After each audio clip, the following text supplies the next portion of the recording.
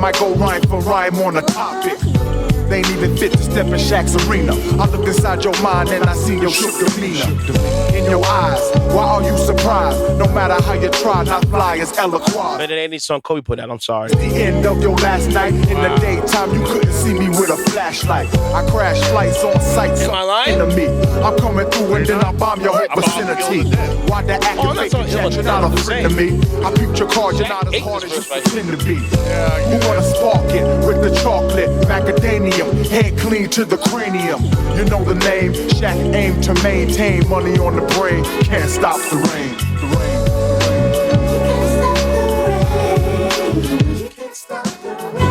Well, Kobe did get him on the awards, though. Yeah. Got more chips than him. He actually won 5 versus 4. Did he win an Oscar, right? For the documentary. He did. So he got it over Shaq. Biggie. Deep with killers about $1 million figures. Blessings that act legends and figures. Cream lizards, cream coochies. I do my duty as long as they fly as me and high as me. Success on my circle. Try to break it, I hurt you. Ain't no getting out that. I doubt that. Hey. We want the exotic, erotic ladies, not the toxic ladies that burn a lot. I learned a lot from junkies to ruffians, from being tied up by Colombians. Cause 80 grams was missing. Listen, had to change my position from wanting to be large to head in charge. My rods call it CeeLo, 4, 5s, and 6s. Honey's by the mixes. If it ain't broke, don't fix it. Smoke out with Leo, Biggie, Tarantino. Size like a sumo, Frank White, numero uno. Can't stop, won't stop. Can't stop, won't stop. Can't stop, won't stop. When it starts to fall. Yes, sir, we're doing it right. We're doing it right. On the record. I'm DJ Tex, most of the most. Okay. Yeah, man. You know what I'm saying? I feel like that dude from PMF right now, man. Smooth sailing. Smooth. We're going to, you know, this is what we're going to do from now going on forward. We're going to throw exclusives. You know what I'm saying? Cuts from artists that we know. Cuts that songs you can't find online anywhere. You know, little mixtape specials. You know what I'm saying? So, you know. You got, you know, I got to do it right. You know what I'm saying? You know, on this nice Sunday. Nice Sunday. Again, once again, man, another episode of On the Record Podcast. I am DJ Intense, the host with the most. And to my right, I have the most hated man on social media. Getting there. I'm getting there. I am. Said he said, "What's up, brother?" I'm feeling like Lamar right now from BMF right now. When we play that song, man. The architect of aggravation. Damn right, man. Pissed off a lot of people over the weekend on my pages, man. So hey, man. It is what it is, man. But you know me, if I'll get the people thinking, get the people going, I ain't doing my job. Talk about it. And to my left, I have Walt. What's up, brother? I'm good. I'm really happy that I'm off today. It feels good to be off. Talking to Mike. It feels good to be off, unbothered. No texting. Oh, hey, can you come in? Nah. Hey, can you do the sprint thing for me? No. I cannot. I'm not punching in today. Especially today because... Yeah. I mean, it's just cool. It's just nice, but, you know, I'll enjoy the Sunday. Especially today, because today is the last day of the Masters, and supposedly Tiger Woods is kicking ass. Oh, no. He's storming back? Supposedly, but that's my check. Let me double check. No, because I know the last time I checked, he was going out of contention. He was finished he was top 40 of the Masters. He must got the entourage back. Let me see him. Let's double check. Oh. He must got the entourage back. I'm saying. This will be the day, because I know a lot of people bailed out today for work to see the Masters. So it's like, I don't particularly follow golf like that, but... No, Chef is killing it. He's 10 under par. And Tiger is where? Is he still in, or? He's 47. He's plus 13. Yeah, he's done. But think about this, though. The man, a year and a half ago, was in a serious car accident. Where, A, he could have died. It could have amputated his leg. He could have amputated his leg. Yep. Or he could have been vegetable. Yeah. He was going 80 miles on a highway going down the mountains and didn't push the brakes at all. Crazy. And lived. It's crazy. They must see something about that GM engineering. What can I say? Crazy. Lived about it, to talk about it. That's crazy. He was in a Cadillac, right? I don't remember which car it was when he crashed. We can find out when we get back from break. Honestly, that sounds like the beginning of Doctor Strange.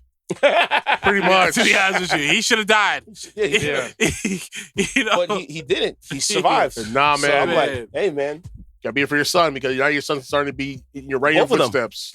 Both of them. Yeah. Because So- his son's starting to play now. It's like, yes, they can Yeah. play. Because they golf at their house. They have a golf course at their crib. Nice. Yeah. The fact that you could do a sport where you could literally croak, it could be the very last thing you do, is amazing. Yeah. Like, it could be the very last thing you ever do on this planet. That's how long you can play golf. Yeah. And they have the senior tours, too. It's For crazy. people, elderly people. So That's crazy. ridiculous, isn't it? It not really blows my mind. It really does. So we're going to jump right into it. Yeah, man. 2 feet first. So he said, break it down.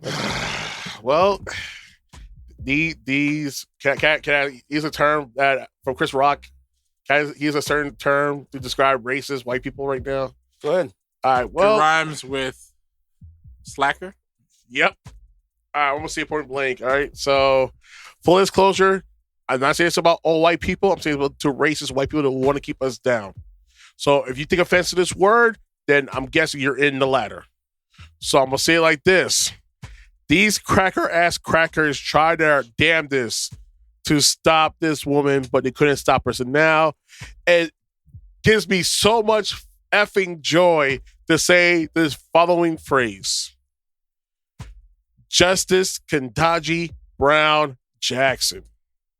Yo, please give a round of applause. Round of for her applause. right now. Give a round of applause. Right there. There we go. I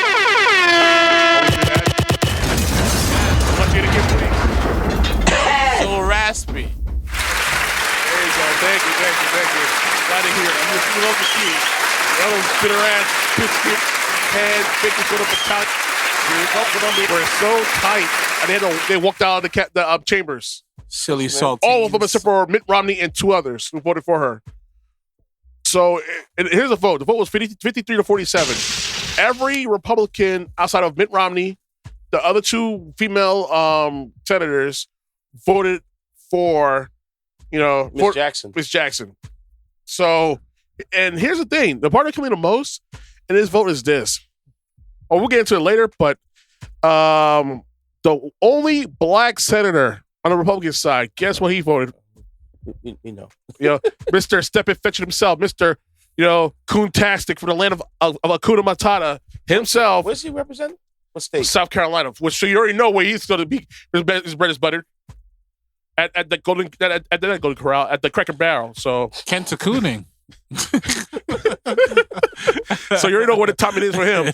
Tim Scott, I'm proud to have a white wife, Scott. So he voted against Kentaji Brown Jackson. But then, are we really surprised? This is the same asshole who voted against the George Floyd Police Reform Act and the same guy who voted against the John Lewis Voting Rights Act.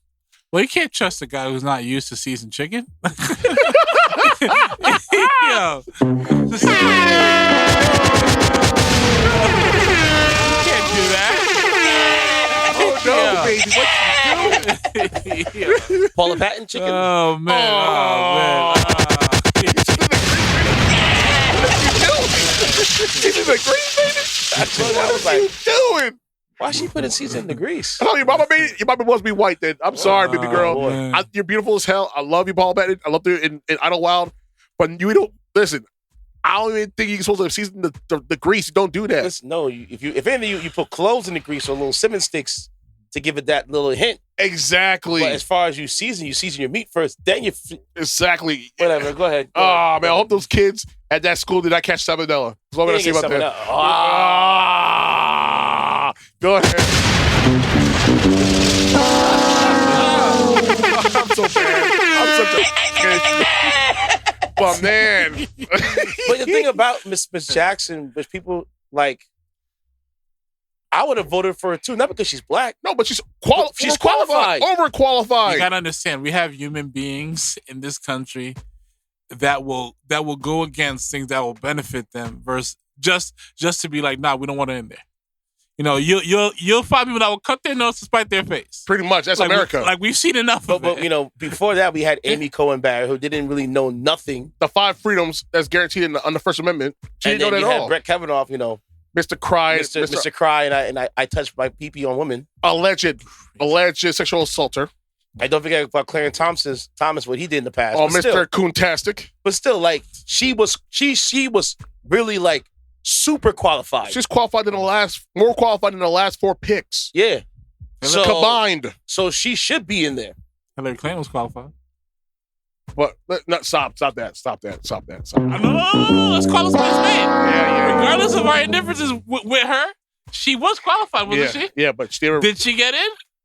No, exactly my point. Because who was president at the time, and who was running the Senate at the time? Exactly. There you go. My thing So- is, Did I say more? yeah.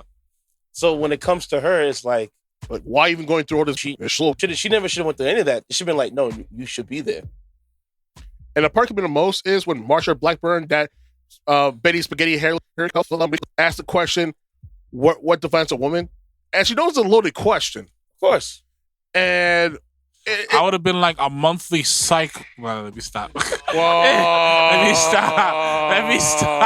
Let me stop. You know, I'm getting dangerous territory. Like, you think my man's the hate person on the But internet. the thing about it, though, Yeah. like, if I'm Walt, he's right, because if you want to go down that route, hey, why not? Shit. But it's like- Yeah. But I'm not like you guys are making these dumb questions to fan your fan base.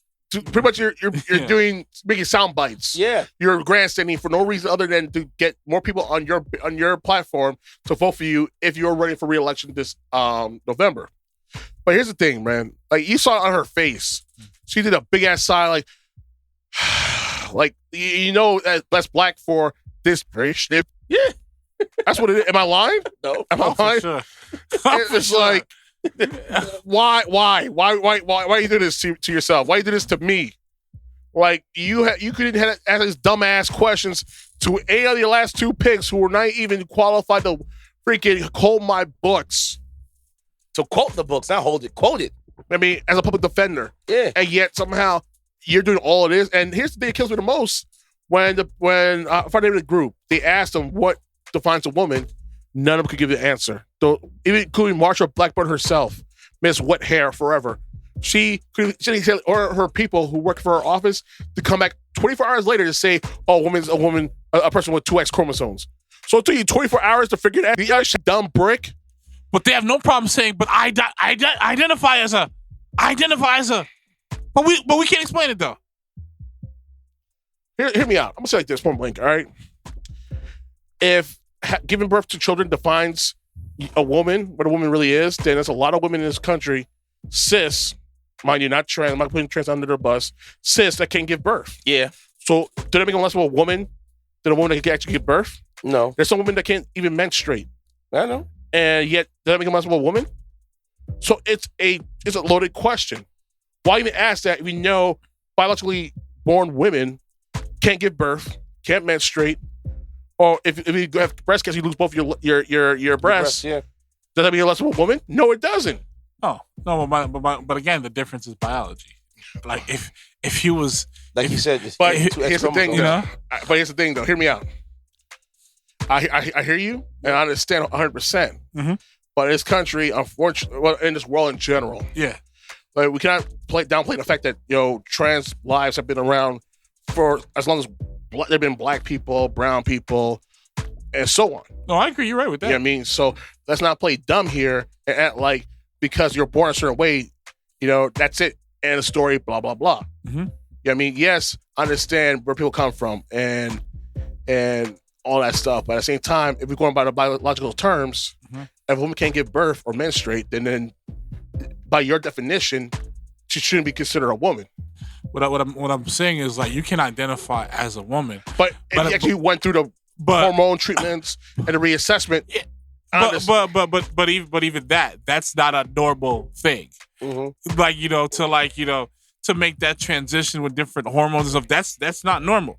Now, identifying as saying that you was born a man, but now you identify as a woman, cool. But my thing is, like, you don't endure the same obstacles a woman versus a woman who is biologically a woman. Those are like two different things. This is where it gets dicey. but we gotta tell it for what it is. Mm-hmm. I feel like it gets muddy because, like I said, it goes back to what I was saying before. If a biological woman cannot menstruate or give birth, Do you consider it? And for me, it's more or less like I have this very open-minded type of personality where it's like, if you identify as a woman, then you are a woman. If you identify as him or they or she or whatever, that's your thing. That's your thing, and I will respect you for that. Yeah. If you're born a woman, you know what I'm saying? Yeah. I don't care as long as you can get the end result of what you're doing, and you are happy with yourself. Like, if you, let's say you go for a job, right? Mm-hmm. And you're a transgender male. I don't give a damn what the hell you look like. Can you do the job? You can't do the job.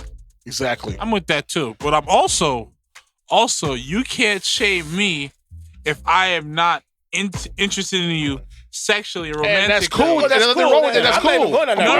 No. But it is an argument though. It is a current argument right now. Honestly, that at all. Honestly, I feel like you shouldn't be coerced to find a woman to find her.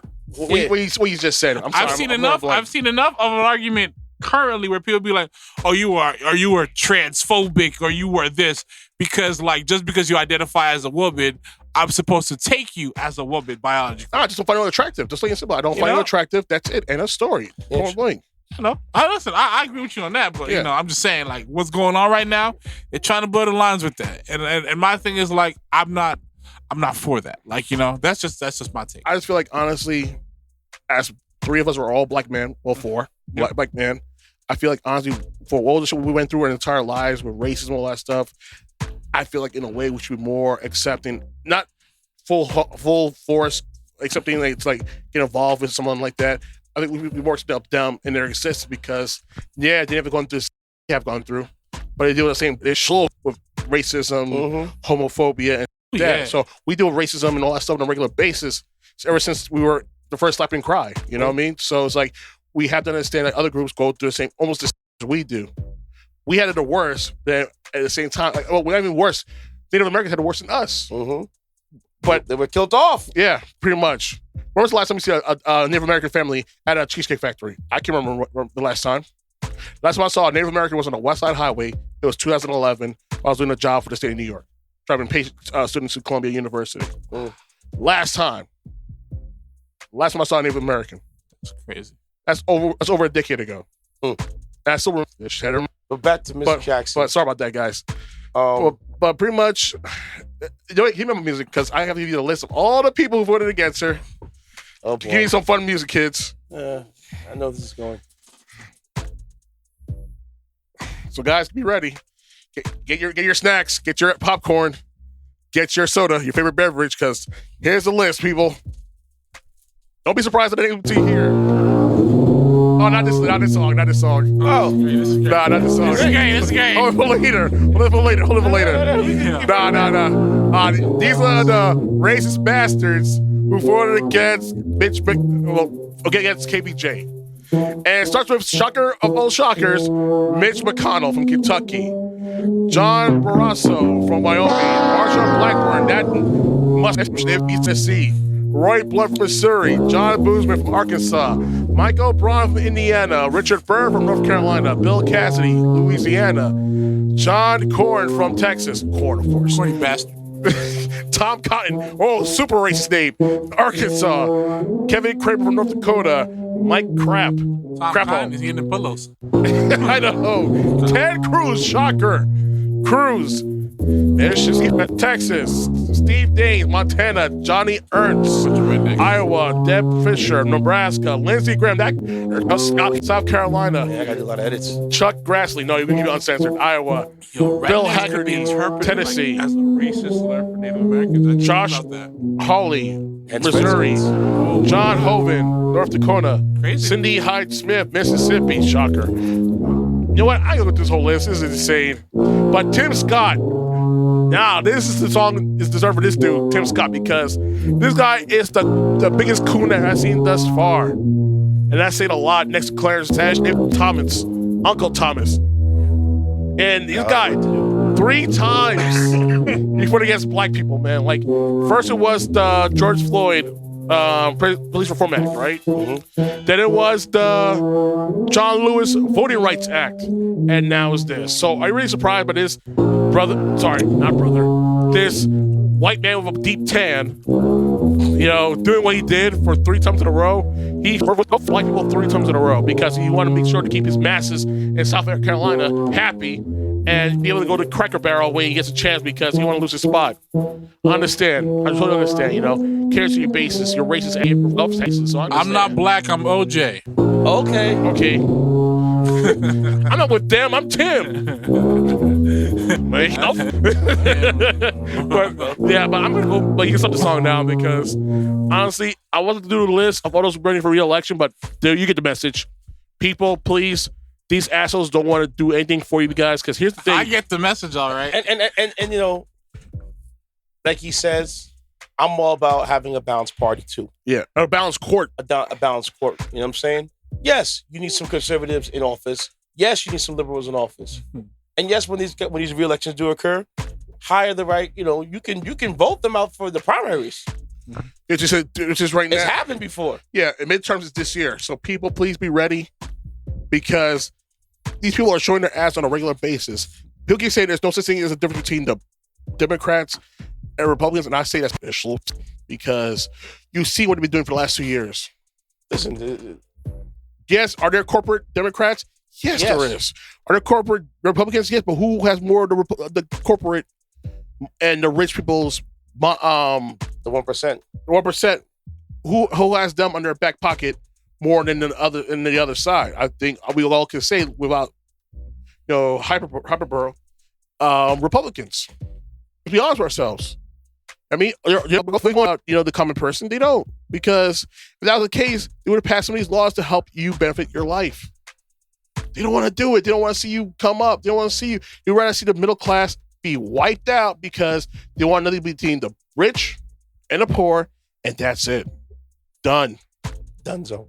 I mean, so guys, please be registered, have your identification, make sure you're in the system, make sure you're in the right polling stations. Please, especially for people in the South, please be ready to vote because these people have pulled over 40 plus voting suppression laws that are going to affect this year, and they're doing it just in time to make sure that your vote does not matter at all, or want some people voting altogether. So please, it's now April. Midterms is in November. I know the shall didn't move forward so quickly, but dude, it's only been 14 months Biden's been in office. You only could do so much in 14 months. And I understand black people especially because they're pissed off because now it's just being done for black people outside for the Emmett Till anti-lynching bill as now law and Kentaji Brown Jackson. I understand.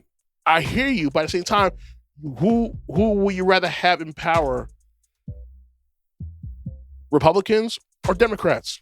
It's funny that someone gave me, they said to me outside of here, they said, would you rather be with somebody who's a known racist or someone who you questionable racist? I don't want neither of that choice, to be honest. I think lesser two evil. I don't want somebody who's I know. Well, if he's a known racist, I just why would I put you in there? Yeah, it's like and I said the same thing about Trump and Biden.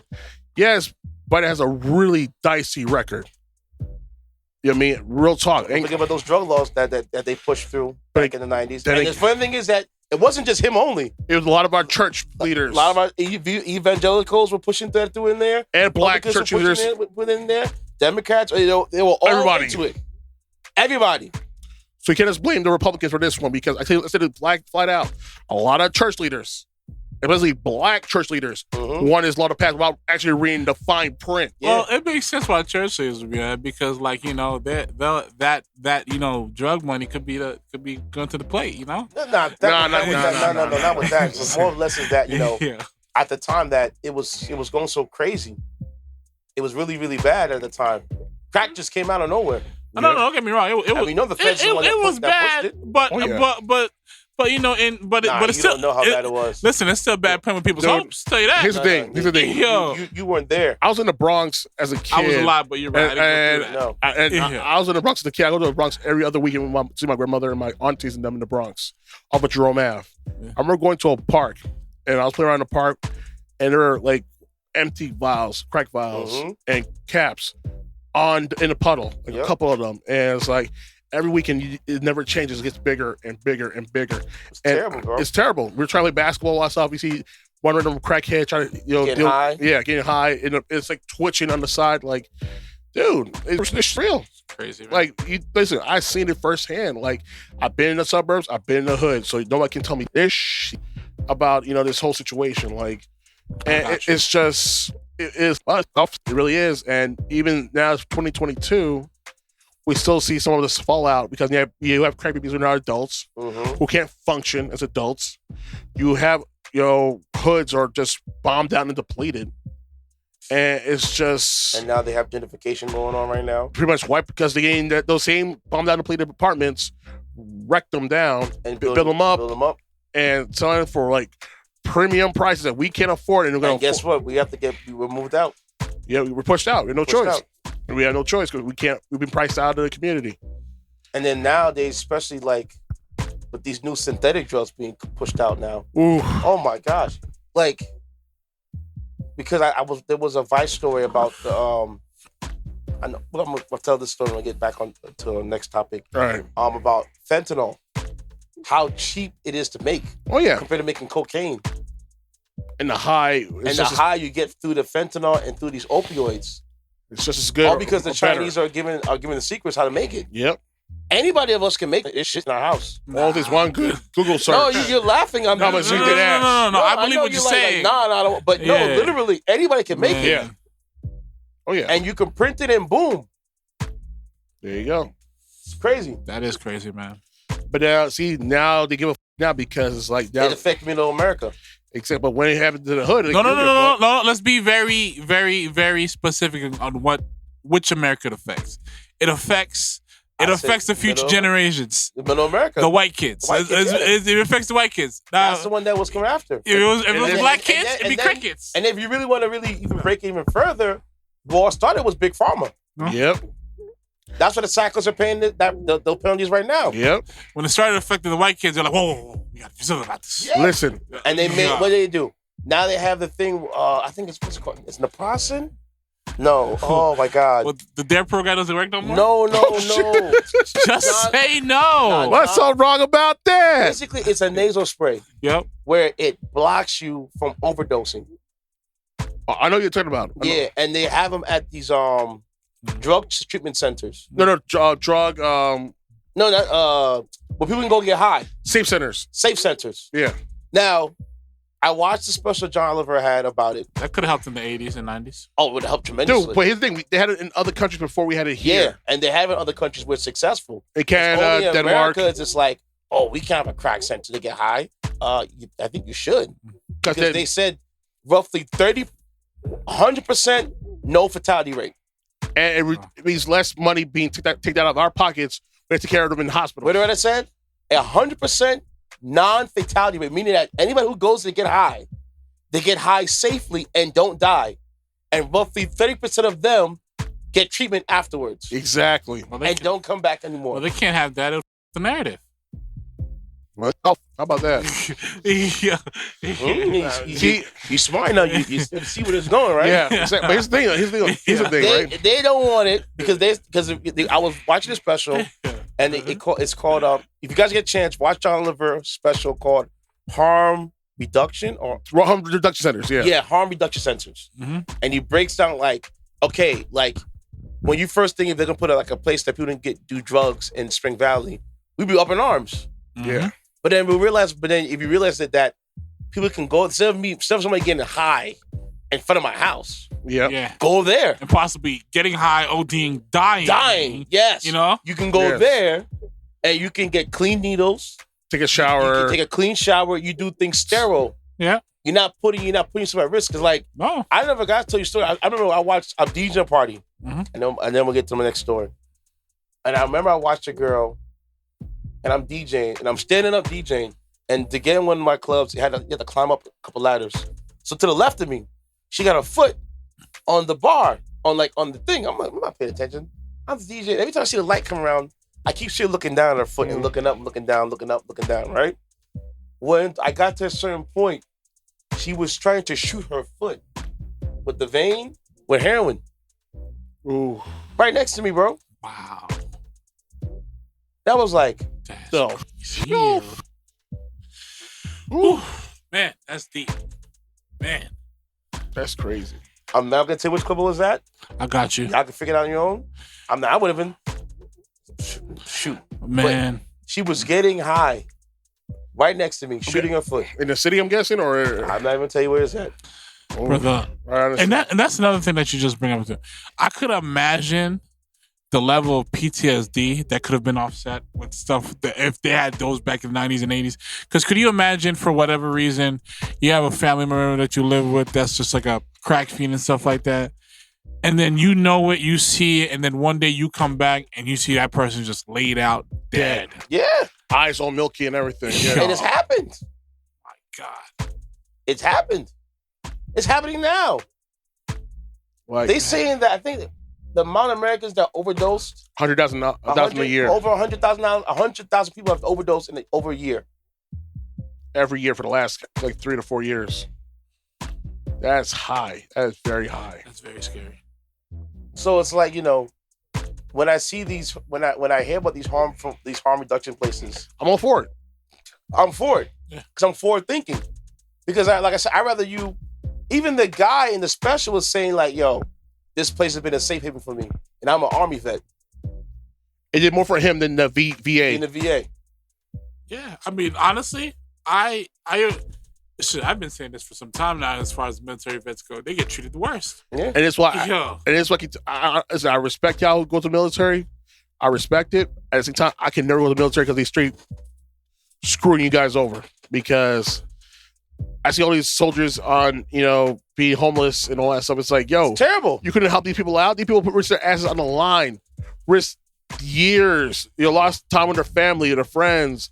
And the least you could do is give them housing and all that stuff, get them treatment. But nope, can't do that. Listen, I tell everybody I know that's in the military thinking about going to the military. If you still have your sanity, depending on whatever things that you experience, you're better off staying in there.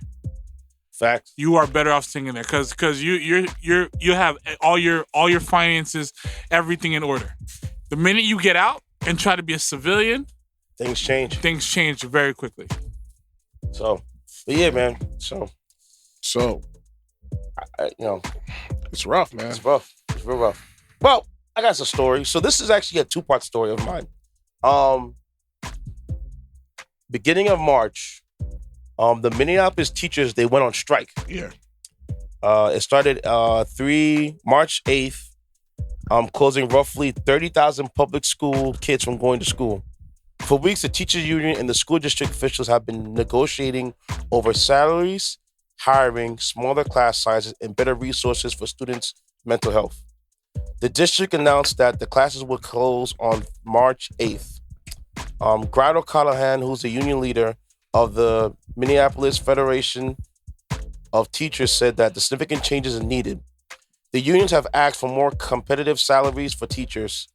The starting salaries for $35,000 for most educators, most education support professionals, better conditions, et cetera, et cetera. I also want to retain educators of color because they were losing that often, and enough staff to address the students with special needs. This district is Superintendent Ed Graff countered with the same goals, but due to low enrollment numbers, there are budget cuts, he says. The total enrollment from K through 12 is just under 30,000 students, compared to 2019, which was 33,000 students. The COVID federal relief funds were helping the district budget shortcomings, but not enough to cover long-term expenses like salary increases.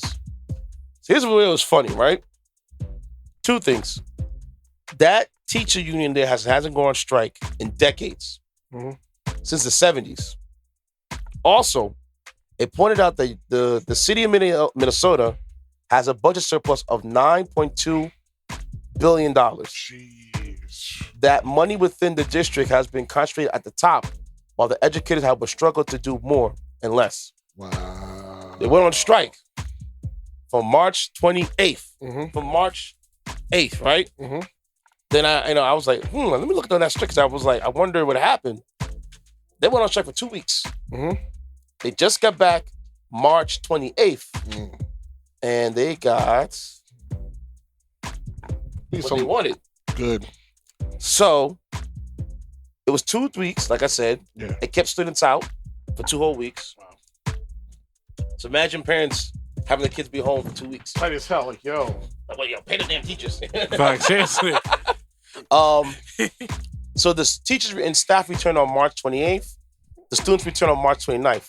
Now, here's what I love when I watched, after the agreement.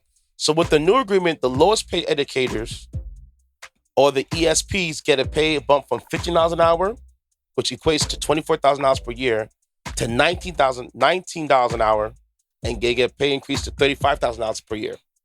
Also, they increased in their hours and days they were there to work.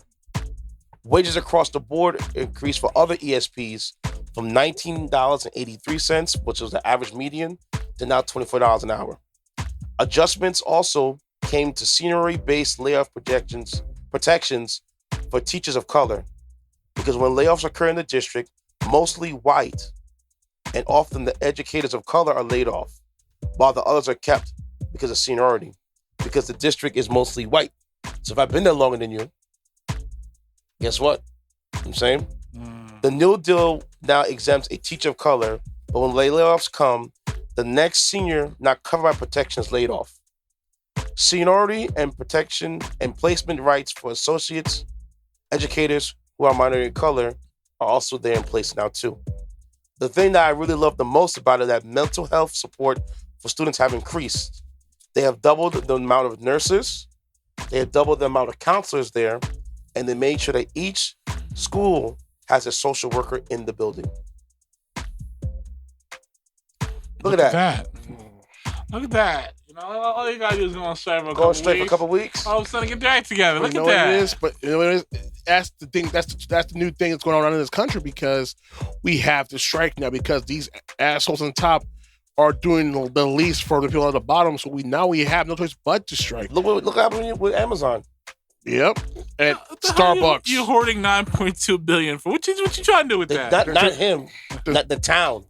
$9.2 billion just you could have helped the teachers. That's crazy. You could have helped the teachers. What you do? Try to recruit an NFL team? No. Be like, $9.2 billion. Well, they had to go to miscellaneous funds. Miscellaneous funds, right? I had to go to a Swiss bank account. Like, yo, where's this margarita machine from?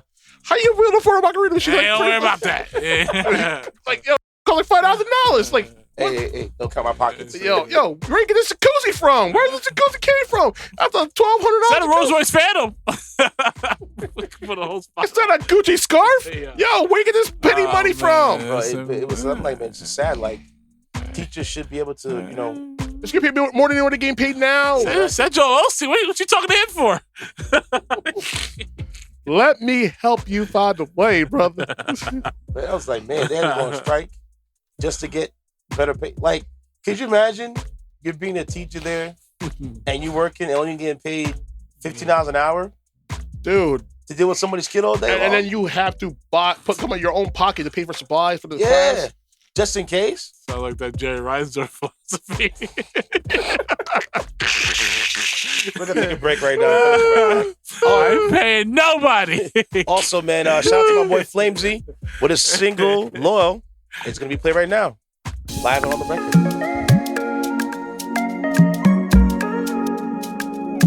Oh yeah, easy again.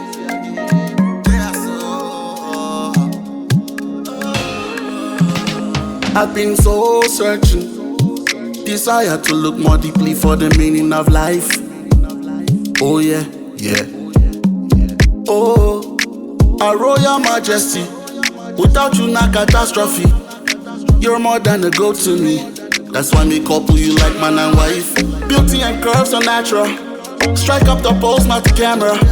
Win up my heart, you phenomena. You feel me now? You feel me now? Beauty and curves are natural. Strike up the pose, not the camera. Win up my heart, you phenomena. You feel me now? You feel me now? Girl, you dey be me like dream will come true. When you pass my radar, you dey make me loyal. You dey be me like dream will come true. When you pass pass my radar, you they make me loyal. Beauty and curves are natural. Strike up the pose, not the camera. Queen of my heart, you phenomenal. You feel me now? You feel me now? Beauty and curves are natural. Strike up the pose, not the camera. Queen of my heart, you phenomenal. You feel me now? I've been so certain. One thing for sure, say me know they cruise. Me know they cruise. I'ma no be lie. Cause every time I pray for you, when I wait for the day I go see you, yeah.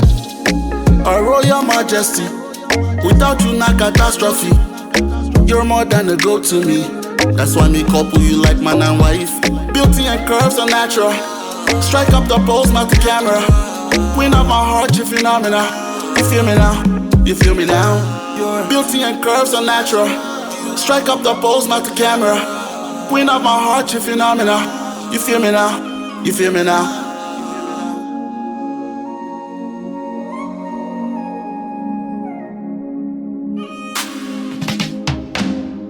Girl, you dey be me like dream will come true. When you pass my radar, you dey make me loyal. You dey be me like dream will come true. When you pass my radar, you dey make me loyal. Girl, you dey be me like dream will come true. When you pass my radar, you dey make me loyal. You dey be me like dream will come true. When you pass my radar, you dey make me loyal. Yeah, man, we're here, man. Woo!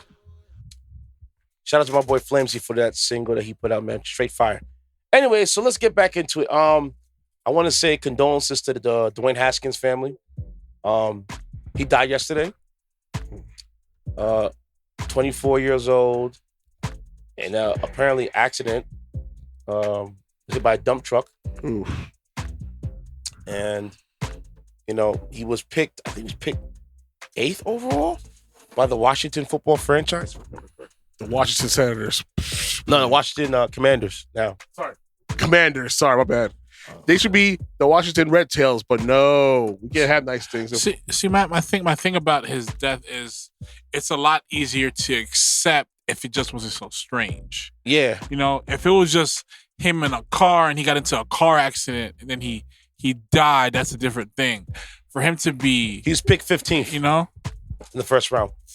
I'm saying it right now. Came from Ohio State. People don't understand that Haskins at Ohio State was a baller. Gotcha. And I always tell people when it comes to sports, it's not when you get picked, it's who picks you. Exactly. Because one of the best thing about certain teams is team player development. I agree. And I feel with Haskins playing at the Washington franchise stunted his growth. Gotcha. Wow. I'm going to take that to the grave. Because you saw what they did with Alex Smith. You saw what they did with RG3. RG3 did it as his own. Because Shanahan had a good plan for him, but he was just stubborn and didn't want to follow what Shanahan wanted. Yeah, I can do that. For that system. But as far as what Alex Smith was concerned, remember I told you how he had a problem with the head coach, Jay Gruden, which is John Gruden's younger brother, benched the running back and the lineman because they were dating a cheerleader that he really wanted. It's a cockaboo story. Long story short, they put the player in who was inexperienced at the position at the time. He blew the assignment. Alex Smith gets sacked and wrecks his leg. Ooh. To the point where his almost leg got amputated. That's how bad it was for Alex Smith. So that franchise to me is one of those where, you know, they say the fish rots from the head down. That's Washington. We talk about the Knicks. We talk about there's certain franchises where it's like, how can the franchise can never do well? Oakland A's, Athletics. Yeah. You talk about that team, Washington, the Knicks, same problem, ownership. Yep. Anyways, so with Haskins, he also finished 3rd for the Heisman voting at his peak. That's how good this kid was. Granted, at Ohio State, they had track stars for players, Ike, Terry McLaurin, which was his teammate in Washington. But still, team was good. You know, he was a good player. Yeah. Anyways, the thing for me with Haskins, which had me caught off guard, like Walt said earlier, kid's only 24 years old. Yeah. And the circumstances around the story doesn't Super sus. it's super suspect to me. God.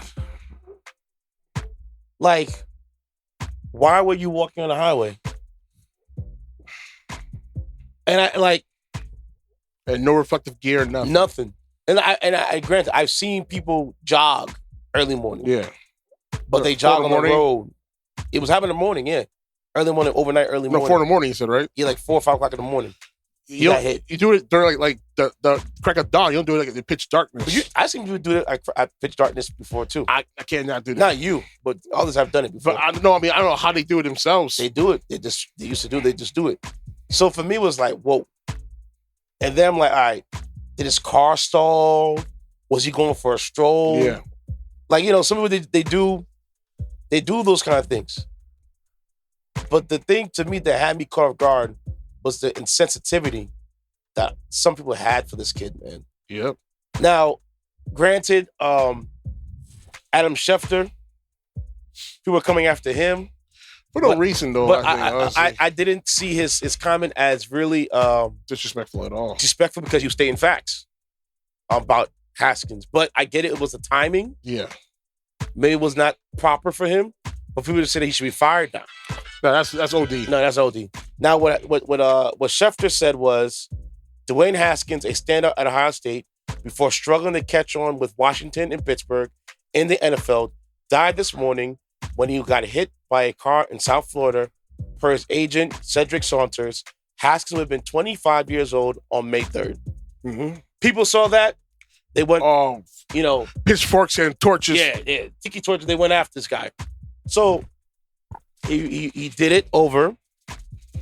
And then he said Dwayne Haskins is standing out at Ohio State, before becoming Washington's first-round pick and playing in Pittsburgh, died this morning when he got hit by a car in South Florida. Per his agent, Cedric Saunders, Haskins would have been turned 25 years old on May 3rd. Now, I get why people are so upset because of the timing of him saying with the statement, but nothing to me bothers me more than what I saw what Gil Brandt did. And if you guys know what Gil Brandt did, I'll play the clip for you right now. Hold on. Got to know the young man a little bit, but also from a scouting standpoint, you analyzed him over the years at Ohio State and coming into the league with the Washington Commanders and then going to the Pittsburgh Steelers. Obviously, it's a terrible tragedy, and what wanted your thoughts on that, and also on the player because you did chronicle his career very closely. Well, Dan, I hate anytime anybody is killed or anybody dies. But he was a guy that was living to be dead, so to speak. They told him don't under any circumstances leave school early. You just don't have the work habits. You don't have this. You don't have that. What did he do? Left school early. I always can remember this. We invited players to the draft, and he was one of the players we invited to the draft. And we were told, no, we're going to have our own party. His own party was a party at the bowling alley, charged him $50 to get into the bowling alley for his party. It was always something, It's one of those things. I'm never offside, but they keep calling me for offside. Is what it is. So, it's a tragic thing. Anytime anybody dies, it's tragic. And especially when you're 24 years old and you got your whole life ahead of you. But maybe if he'd have stayed in school a year, he wouldn't do silly things. I mean, when you're jogging on a highway, on a road like that leaves it open because I tell you, guy has 2 drinks and he's just a little bit to the right side of the road and gets hit and killed. It's easy to happen. Yeah. I want to just share this. This is a statement that dude, Gil Brandt, and now I'm cursing today. You can eat a sack of shit with herpes on top. All right? STD infected shit, bro. That was so insensitive, it's beyond me. So he dies because he didn't want to be coherent to what you wanted him to be as your ideal player. I think he should have stayed home. Stay home a little longer in college. Yeah, he wanted to charge $50 to get. Listen, to get to a at the time, the NIL wasn't exist. Yeah. So if he wants to make a couple bucks, he could do that to use for his name. Let him do that. Yep. Where the hell do you get off talking about his actions caused him to die? Are you serious? That's crazy. Super insensitive. Did he commit murder? No. Did he rape a child? No. Did he sell drugs? No. So what the fuck are you talking about saying that about that guy? It's crazy. Like, he needs to get fired. I say a point blank. He needs to get fired. It's super tasteless. Yeah, that is just so out of pocket. Like I don't know how these old heads could operate to this degree. I think he should. To be honest with you, it's not just him. There's just a lot of people just talking crazy. Yeah, like who the fuck are you? You saying this shit? If y'all want to come after somebody, NFL players and black players want to go after Adam Schefter, you better go after Gil Brandt. Exactly. Oh, for sure. Forget Schefter. Let Schefter, Schefter, yes. Schefter live. Schefter can live. He had his, down for that one. But what Gil Brandt said on radio, super on NFL radio, nationally on their platform, on a national record radio station. Step down. Step down. Immediately step down. Not tomorrow. Not next week. I don't want an apology. No, step down right now. Seriously. You're old enough. You got paid enough. Do something else. Be working for Fox News. Absolutely. Like my thing is like at the end of the day, we all get to a point in our lives where if we're fortunate enough to become adults, to make our own decisions, regardless of what happens down the road, let me make my decision. Exactly. Let my mistakes be whatever they may be. Yep. This dude could have done. Let's just say hypothetically speaking of what dude said. He could have mirrored exactly how he wanted him to see through like the NFL and stuff like that, and things could just happen. Yeah. Things happen in life that we do not expect. Remember the baseball pitcher? Oh my God, what's his name? Oh man. The one that crashes his plane in the water and passed away. Oh my gosh. Forgot. It happened recently. From Miami, right? Miami. No, that was a boat accident. Ooh. Fernandez was a boat accident. That was still messed up too. Still tragic as hell. Still tragic as hell. Oh my God, I'm gonna look it up. Hold on. Keep talking. But now it's no, not him. Nah, it was still just like, listen, honestly, Gil Brandt needs to get fired. I'm sorry, not sorry. But the guy came up really out of pocket. Like, he should have just stayed home. He's doing all this type of stuff. So you pretty much trying to assassinate the man's character. Roy Halladay. In 2017? Oh, remember that shit. Him? Yeah. And he was MVP, and he was going to be somebody. Mm-hmm. Now, I didn't hear people, ridiculing him when he passed away. Like, things happen. It happens. These are, like you said, tragic accidents happen all the time. Yeah. Otis Redding. Otis Redding. Same thing. Rest in peace, Kobe Bryant. Yes. Things happen. It's out of control, out of their hands. You know what I'm saying? But for you to say, because of his action, yeah. What crime did he commit? I'm saying I would understand if Haskins committed a crime, then or did something that was like what Deshaun Watson did. Yeah, if there was like a series of things where you'd be like, you on a slippery slope right now, Charging $50 for a bowling party is not a slippery slope. That's his business. This is what during his college years, right? Yeah. No, when you got into pro, supposedly. Okay, that's fair. Before you got whatever. And that's a good price, My actually. thing is, like, we've seen enough BS stories where like these guys ain't really getting money, but they're like freaking like the highest NFL prospects or whatever. Honestly, $50 a year for an NFL player. It's a pretty good deal. For a bowling party, for whatever. Yeah, I'll just pay $50, no problem. But just like, dude, are you serious, Gil Brandt? Like I said, he needs to get fired. There's no ifs, ands about it. He needs to get fired. And I get it. His time in Washington, like I said, like I told you, like I said, it was a mess. It was a mess in Washington. But again, it's Washington. The culture in general in Washington is a mess. Because Ron Rivera had him. He couldn't get through to the kid. I think at the time, something had happened where he got an altercation with his girlfriend, and Ron Rivera had enough and had to cut him. That's when they put Alex Smith in there with the one leg. And people were like, oh my God, Alex Smith with one leg, like, this can't really, you know what I'm saying? That's how bad it was for Alex Smith. But like, for the whole team, Dude, But for Gil Brandt to say what he said, bro, Yeah, Here's the thing. go. You gotta go. He intentionally Here's the chose thing. not to read the room. here's the thing, right? That right. I think it was a phone interview they were having with that. Yeah. But go ahead. But here's the thing. Here's the thing about Washington, right? Ever since Snyder bought the team, They've been trash. this culture has been bad. Period. And you wait. See, now you want me to talk about NFL news, but I'm going to hold back. But you know what it is? Here's the thing, right? Hold back. If you go, there's a channel I watch almost religiously called Urinating Tree on YouTube. He breaks it down to a science of how Yiddish this team was since Snyder bought him. Yeah. And how this owner Snyder is. He's a bastard. Oh, yeah, he's a fish. Oh, he's a big It's not fish. we talked about Dan Snyder on this podcast so far. Like 5, 6, 7 times about. And I'm about to talk about him again today, later on in the pod today, of the stuff he just pulled recently that they said that might have happened. Where if he's proven true, he would have to sell the team. And I hope he does. I really hope he does, because, dude, he needs to go. You guys are the most toxic owners. I lived in a time I seen Mark Schott, Donald Sterling, James Dolan, and all these owners who don't have no business owning a team. And it took a whole lot to get rid of these bums outside of James Dolan. He's still around, unfortunately. But that's me talking as a Knicks fan. I'm sorry. I'm a bitter Knicks fan. I'm sorry. But this guy, Snyder, is oh, my God.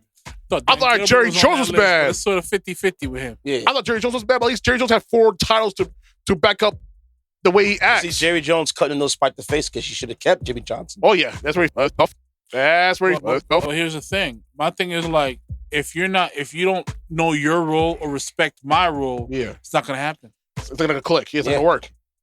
And when he fired Jimmy Johnson, it hasn't been back since. Nope, that's the curse. That's the curse of the only time he had it was after Barry Switzer, which basically was still Jimmy Johnson's team. Pretty much. That Barry Switzer took over. Yeah. After that, it's karma. Yeah, it's like that's what it is. It's like sitting with James Dolan with the Knicks. As soon as they got rid of Patrick Ewing and now let him retire in New York, that was sad. Nothing could happen of that every team. time I watch that damn special, what happened to the Knicks, and what we could have picked Steph Curry or Klay Thompson in the draft, or Joakim Noah, or Derek Thomas in their prime. Dude, we can have nice things in New York. No, listen. All those things could have occurred. You guys would have got rid of them anyways. Let's call it what it is. Got rid of Jeremy Lin. What happened? You won a title with Toronto. You got Dave Robinson, shipped him on out. You got David Lee, shipped him on out. David Lee. You know, and David was giving you 20 and 10 per night. Yep. And he got rid of him. Eventually, you got rid of Gallinari. How many more names do I have to name? And Gallinari's still playing well to this day. Yep. So that's a big mistake getting rid of Gallinari. Who's to say? So I would put putting money on the Knicks being patient with Steph Curry's ankles at the time. I'm not trying to lose. I'm not trying to lose a bet. Kidding me?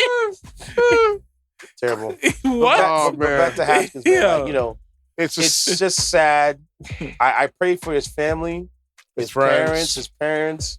If he had any children, because he's only 24, he's a baby. Yeah. Yes, man. Ooh.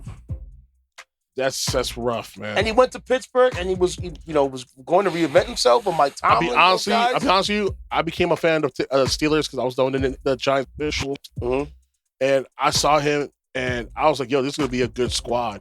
You know what I mean? With Mike Tomlin, with all the pieces to the puzzle right there. With Mike Tomlin, man, because we understand what Mike Tomlin.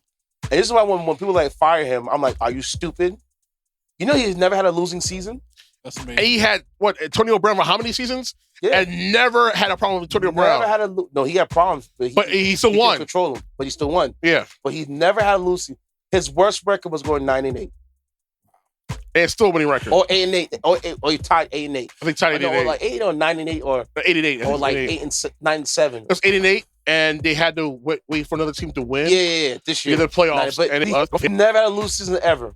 Speaking of those two, storied franchises, doesn't the families own those two? Yeah. The Lamar family, yes. The Lamar and Tish family own the Giants. And the Hines family. And the Hines family own the Steelers. And the Kraft family owns the Patriots. There's only one team doesn't have an owner. It's the Packers. Yeah, they're publicly owned. They're publicly owned by the city. And you can buy stock too if you want to. Yeah. Question Anybody can buy now, stock. how do you feel about that? Because I've heard that's a common thing. I know that's a common thing in soccer in Barcelona, and I think that's also a common thing in a lot of football clubs in Germany. How do you feel about certain clubs being publicly owned versus privately I say, why not? Why not? You know? It's like owning a piece of a company. Yeah. If it does well, you get paid. You get paid, yeah. Why not just say it for Why not, sports yeah. athletes? So it's like you see what's going on right now in this country. You own shares in wine, cars, sports memorabilia. So why not a team? Yeah. Why not a team? Why not a team? But rest in peace to Dwayne Haskins. And man, and to his family and his friends. family and his friends, man. And just listen, if you keep your by head chance you hear this podcast, keep your head up. Seriously. And just keep moving forward. And remember the good times. Yep. Always remember the good times. Remember the good times, man. Sadie, so you got a story for us, bro? Do we have another one? Oh yeah, that guy. No, you said Florida. Don't say. The Dose Gate Bill, man. Oh man, it's a mess over there, man. And that Ron DeSantis was in the UFC fight last night. He was there. He was there, yeah. Dude, they were booing a lot of shit. Wait, Ron DeSantis. Ron DeSantis. The governor of Florida. Yeah. That bitch, man. Like, it blows my mind. Like, the hypocrisy of this whole law. The Don't Say Gay bill, and people are getting jammed up and stuff. You got that and the CRT bill, which is CRT. That's a mess. Bruh. Talk about taking a narrative and spinning it on its head. Do you realize that critical race theory is not taught on an elementary or even a high school level? It's a college level theory class taught. It's just that people took this thing and ran with it, and it became a whole big mess. But go ahead with Don't Say Gay bill. Well, pretty much the students of the schools of Florida actually walked out, and they're protesting against it. And here's the thing with this law, right? It makes no sense because it's like you just pretty much opening a door to frivolous lawsuits. And hold on, I saw a letter in this show, and it's starting to happen already. Give me 1 second. So can you break down what the basic of the Don't Say Gay bill? Pretty much it's this. You can't discuss about anything that may be deemed, indoctrinating into the LGBTQI lifestyle. You can't as a teacher. So let's say I'm a teacher, Walt. Mm-hmm. You and I are a couple. Student asks me about, hey, Mr. Fraser, are you married? I can't say that I'm married. Because then if the student goes home and tells the parent, oh, I learned about Mr. Fraser's husband. What? What'd you learn about his husband? They've been married for X amount of years, and that's it. Or if I say I have a husband, that might include me to the Don't Say Gay bill. Yep. So you have teachers right now are hiding their personal lives with their students. Whereas a teacher, you're supposed to be like, open. Yeah. So it's like it's a don't ask, don't tell type situation. Basically. And let's just say that the student might have a personal agenda against me, which is going to happen. Some kids will find a way to get around this bill. And a teacher really is gay, and they don't really discuss the lifestyle, you just open Pandora's box. Yep. Honestly, my thing is my professional life and personal life should not be dictated by some stupid law. Like that is crazy to me. Even the marriage thing, to each their own. This is not affecting you. If this is affecting your household, I want you to prove it to me. Yeah. Now let's say the student or a student or teacher may bring up literature or homophobic things. That can be wrapped in the bill too. See, I told you. I was onto this. I told you. The minute they started getting rid of Black history and Texas, they didn't think they was gonna be next. I told you. He's right. I told you. So this bill is so open. It's warped. It's so warped. It's so warped. Yeah. You can put anything in that bill. And it's not about a bill about facts. It's a bill based upon feeling. Yeah. Yep. Yes. Dangerous. Dangerous waters we're entering right now. Nah, tell you that. It's just I remember hearing the story that teachers are really in jail because of. It doesn't make any. There's no end to the bill. It makes no sense. Can you imagine? Let's say that you and I walk, right? We're joking around. Hey man, don't do it like that. Like, let's say we're doing personable, behind closed or outside, playing with the kids, whatever. Yeah. Hey man, that's a gay ass shot. and I pat you on the butt. Yeah. You know, football people do that stuff. Yeah. That can be wrapped in a don't say gay bill too. As you know, if I was a teacher and I knew and I was cool enough teacher and I knew their personal stuff and they were like, you know, and they was and they was gay, but they was cool or whatnot, I would have to protest that. Because my thing is like, where do we draw the line? I have to protest There's for no that. line drawn. That is crazy. There's no line drawn, Walt. Because I can't be out because I can literally be out in a social setting minding my business. Mm-hmm. I encounter a kid who happens to be one of my students. Yeah. And stuff like that. And you know, nowadays people like to record stuff. All of a sudden I'm gonna get for it because I was handling my business on my personal time. Yeah. You know how crazy that sounds? And that may happen too. Can you imagine being it? Like you said, you're out and about, going like Cheesecake Factory. Yeah. And you're on a date with your spouse. And I gotta worry about this. I gotta worry about this little boy coming up to me. Who's this? Come on. Oh, you gonna see your cousin? And what's the thing that happen when you see your cousin in front of the? So now you're my cousin now, huh? Wow. Now you're bringing problems in my house. I don't know. This whole law is just retarded.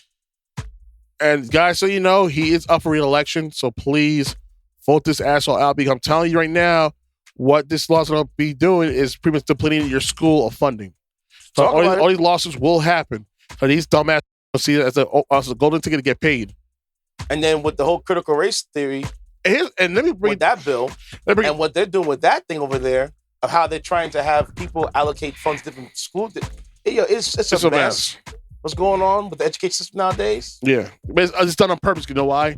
They're trying to. They don't want critical thought. No. Period. In the future of America. They're trying to hide their past in America. My thing is like, if this goes through, best believe it's going to the Supreme Court, and they're going to lose regardless. Oh my God! It already went through already. This is not sustainable. It's unrealistic. And this is why they did what they did. They blocked Obama's picks. And look what happened right now. They have the Supreme Court in their favor, 6-3. You know why they gave Kentaji Brown Jackson such a hard time? You know, she's well qualified because they think that she's the most political judge that'll be on the bench, which is because Anthony Scalia, he's one of the most active judges in the history of the Supreme Court. And let me add this to the bunch too, because over the weekend, Uncle Thomas did a photo shoot with Herschel Walker. Just fresh out the hospital, another cool. Went to a fundraiser for Herschel Walker, who's running for Senate in Georgia. He ain't winning that Senate. That Reverend is gonna win again. Oh yeah, that Reverend's gonna win because the Reverend is more. But never say never, people, bro. Yeah, never say never. Look at Majorie Taylor Greene. Never say never. Sir. We said it with Trump, and look what happened.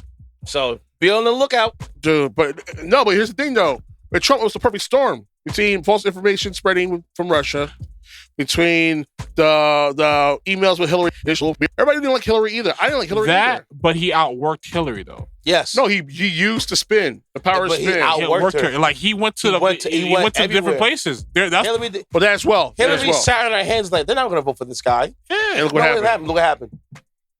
You're right, though. You're right. He outworked her. You're right. You're absolutely right. So, but it's like you see dumbass like Majorie Taylor Greene who said what she said over the week. Oh my God, Jimmy Kimmel. Oh, that part. I want to bring that up as well because he made a joke about her and she called the police on him. He said one thing. Pull it up. Pull up the audio. He said, "Yo, he made a joke about Will Smith about Majorie Taylor Greene," and it's like, "Oh, he's going to the police." Like, hold up, shit. You know what? I ain't going into detail yet. I'm not going to go in. You got to hear this audio, and then you decide if that's worthy of being called in the Capitol Police on somebody.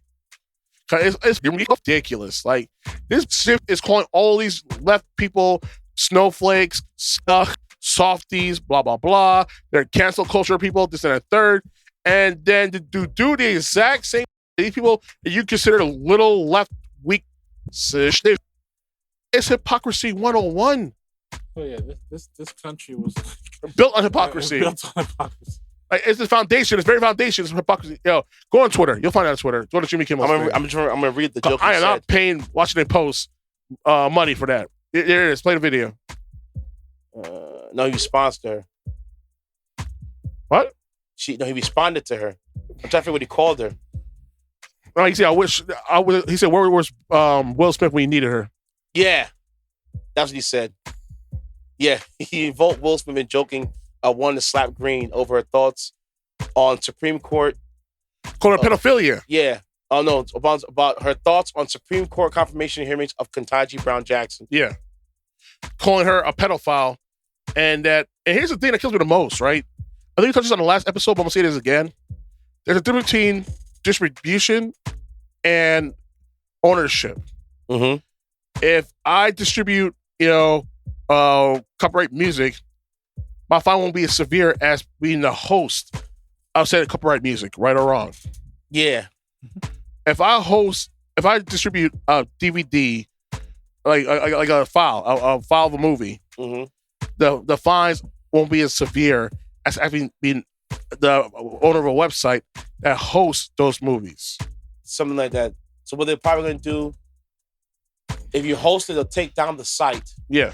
If you distribute it, they're going to try to they'll send you a warning.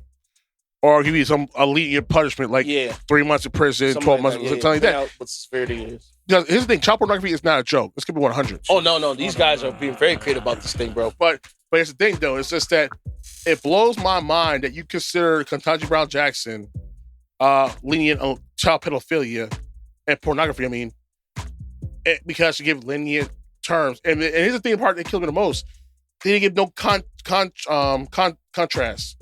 No context to what they were talking about in the cases, because if you were distributing porn, we're only doing just that, distributing. Didn't own it. Didn't have no hard drives full of it, terabytes of hard drives of full of child pornography. Listen, and that if you are in ownership of the terabytes of child pornography, you're getting real time, like 10, 20 years in prison. Look at Jarett from Subway. He had terabytes of child porn. Yeah. He's still getting foot long for the next 15 years. Yeah. Wow. I'm sorry, man. You know, eat Subway, now you have it. I literally did the hardest getting Steph Curry and all these people. Where's the salami? Now they got Bill Belichick and Tom Brady. Yeah. And with that girl, Simone Bowles. Yeah. Oh, man. And Serena Williams. Yeah. They're paying money to make you forget about Jarett. Jarett from Subway. Jarett, you money. You keep the money. So it's like, I understand, but and then for them to accuse the 3 people who voted for her of being pro pedophilia, it blows my mind, because didn't we just seen a kid just get sentenced to 19 years in prison and that's a Republican aide under the Trump administration, given 19 years, 151, not 19 years, but 151 months in prison for ownership of child pornography. And Matt Gaetz, the man you work with, who pays you money. Oh, that guy. That blew my mind. So he's on thin ice. Dude, I was like, why are you not in prison yet? Any day now, they're going to lock his ass up. Dude, and the guy, and here's the thing that killed me the most. The dude had the balls to come out of his face to yell at a man who runs the Department of Defense. And I wonder why he did it, because he was black, of course. Don't forget that, he was like, I got Hunter Biden's laptop stuff. No, you don't. But here's the thing, like, it blew my mind. This Majorie Taylor Greene. You literally work for somebody who voted against a bill that would prevent child trafficking. And he's accused of sex trafficking and paying a minor for sex. And you come out your face to say that these 3 people are pedophile because they voted for Kentaji Brown Jackson? Eat a man, like, man, like, really. And that's why I like Jamaica what he said. He did the most polite way possible. Where is Will Smith? We needed it. And you call the police on him? You call Capitol Police. You wasted our tax dollars. This is the same woman that walked on the victims of Sandy Hook. Yep. And was antagonizing them. Yep. But this was on her face. Oh, I'm calling the Capitol Police for threatening violence. No, he didn't threaten no violence to you at all, you dumb brick. And this is the same Capitol Police that you voted against of them with January 6th. Exactly. Yet you call it before Jimmy Kimmel. Yo, please, Georgia, vote this out. Please vote for Marcus Flowers. No. Nah, this ain't no racism moment. Nah, this ain't no racism moment. Nah. But vote her out, please. Marcus Flowers is a way better look for you guys in Georgia. This woman is embarrassing you. Georgians. Nah, man. You have her. What's that? I would have told her, I was like, if I was threatening you, And Brian Kemp, it'd be very clear. It'd be very clear on the threat. It's not a threat, though. You see the joke? It's like, yo, Yeah. Jimmy Kimmel's like, oh, where was Will Smith? We needed him. That was the joke. Well, not every joke's a knee slapper, I guess. Wow. I see what you did there. I see what you did there. But it blew my mind. Like, yo, this. Like, are you for real? You calling lefties cancel culture having soft ass shit, and you're just proving that you are softer than these same people you call shit. Don't forget during Joe Biden's State of the Union speech, what they were doing? Booing with that woman. Oh, and you know what's her bestie, Lauren Schobert. Her name is Lauren. Her name is. Either way, looking like goofs. Your husband was showing his penis to underage kids. So it blew my mind. You took 3 L's. And that's common knowledge. So you're telling me they wasn't 18 and older? No. That's crazy. Lauren from Colorado, her husband is on record. And yet you come out, you live called these 3 people who voted against your party, pedophiles? Get ain't go fucking, man. Yo, please. Georgia. Can't make it up, can you? I will literally come down here and work for a Waffle House for a full day. No tips. And you get this one out of office. Pick the most grimiest, dirtiest, hood-infested Waffle House and I will work there for free. The real question is her husband listed as a sex offender? That's the real question. Marjorie Taylor, is she actually married? I'm just saying. That guy you mentioned. Lauren, what are you, Lauren? Shobert? I don't know. Her husband better be listed as a sex offender or we got a real issue. You never know. But it blew my mind, like the hypocrisy. And this is what it is with the right. And it's like I'm saying, people say, oh, there's a difference between the left and there's no difference between the left and right. Yes, there is. They're blatantly showing their asses on a regular basis how they're such a big piece of dish. McConnell, Graham, Cruz left out City. The state. You go to the Ritz-Carlton. They go to Cancun. And threw his daughter meet the fun bus. He left his dog outside in the cold. Inside, actually. Sorry, inside. Sorry, correction. While his state was suffering with that winter storm and having brownouts because they didn't winterize stuff, he was going to Cancun. And pipes busting, but meanwhile, he's at taking selfies? Yeah. Where he was at the Ritz-Carlton. Called him out. He came back home. And decided to give people the sunny water. Get the hell fuck here. Nobody drinks the sunny water, you dumb shit. I could have told him what to get.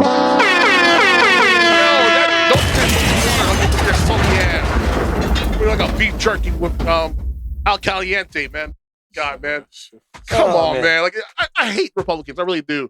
I truly hate them. There's some that I do like and I do admire. No, there's something that I actually respect. Like Condoleezza Rice, Steele. What's his name? Steele? Who? Michael Steele. Yeah. And Colin Powell. Those are the very few I respect. But everybody else are the biggest one dishes in the world. Mitt Romney, I'll respect to a degree. What's the guy that Liz Cheney? Yeah. I respect as well. Oh my God, why am I drawing a blank here? He ran against Obama.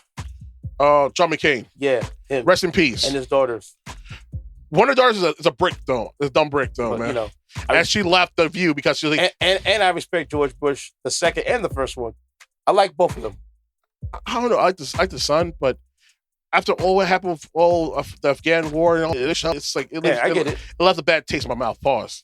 Yeah. But it's just... But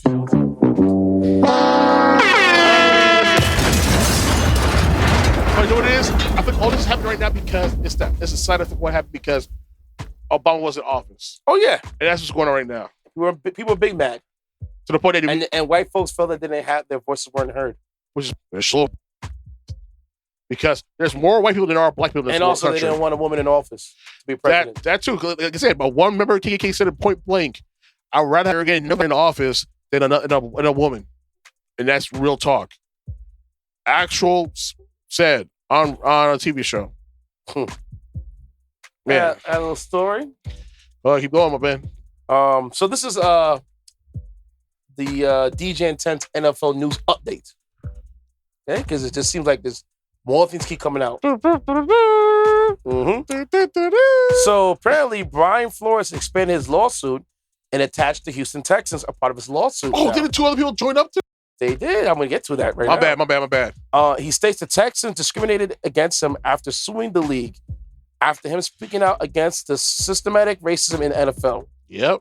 The Texans then responded saying that they respected Flores, but see Lovie Smith as their ideal head coach. Please. Pete Carroll, in recent news from the Seahawks, recently spoke up at a GM head coach meeting with the owners listening in. Carroll states the owners need to change themselves and get to know candidates before the actual interviews. And he also said that they need to understand that they have to hire people who are different from them. Until then, nothing really is going to change. Pete Carroll, the same guy could have hired Colin Kaepernick, but didn't. We'll go to the next one. Pete Carroll, the same guy who could have given Marshawn Lynch the ball, but didn't on the 1 yard line. Oh my God! You could have been a Super Bowl champion because you wanted Russell Wilson to be the guy. Mm-hmm. Pete Carroll, the same Russell Wilson, not in the squad anymore. Smart man, Pete Carroll. Yeah, my man Belichick was like, well, I didn't have to draw up no defensive scheme. Pete Carroll did it for me. Pretty much. He gave it to me, I guess. Yeah, they did. The NFL has just added the Rooney Rule. Each team must have a minority assistant coach in a significant role on the offensive staff. So either women or men. Because, the Rooney Rule was... they must be interviewed and whatnot. They would get interviewed and was doing a checklist for the interview. So basically, you all would do like a world tour for the Rooney Rule, but never get hired. Really bad. That's pretty wild right there. And shout out to Bruce Arians, because Bruce Arians basically broke the Rooney Rule and like tap dance on it in the Pittsburgh Steelers. He's one of the first coaches to have 2 black coordinators and actually women coaches in his squad. And now he stepped down. And now there's actually another head coach, black head coach in NFL, Todd Bowles, because Bruce Arians stepped down and moved up into the team side recently. So now I think in the NFL there's 6. Wait, 6? Black head coaches now. Good. Because of what happened. No, I don't think it's 6. Me too? You have Ron Rivera, Tomlin, you have Arians, you have the guy from Miami, that's 4. Yeah. There's only 4 head coaches are black now. Wait, well, is he half black? Half black, half white. So how which one's more dominant? He looks more white than black. So how do we evaluate his dad is black.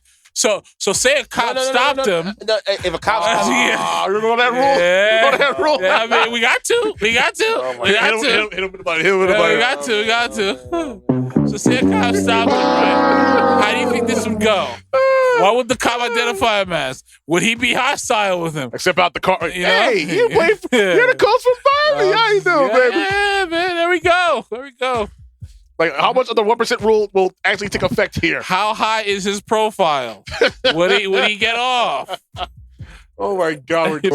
Right now, for minority coaches, there are actually only 4 now.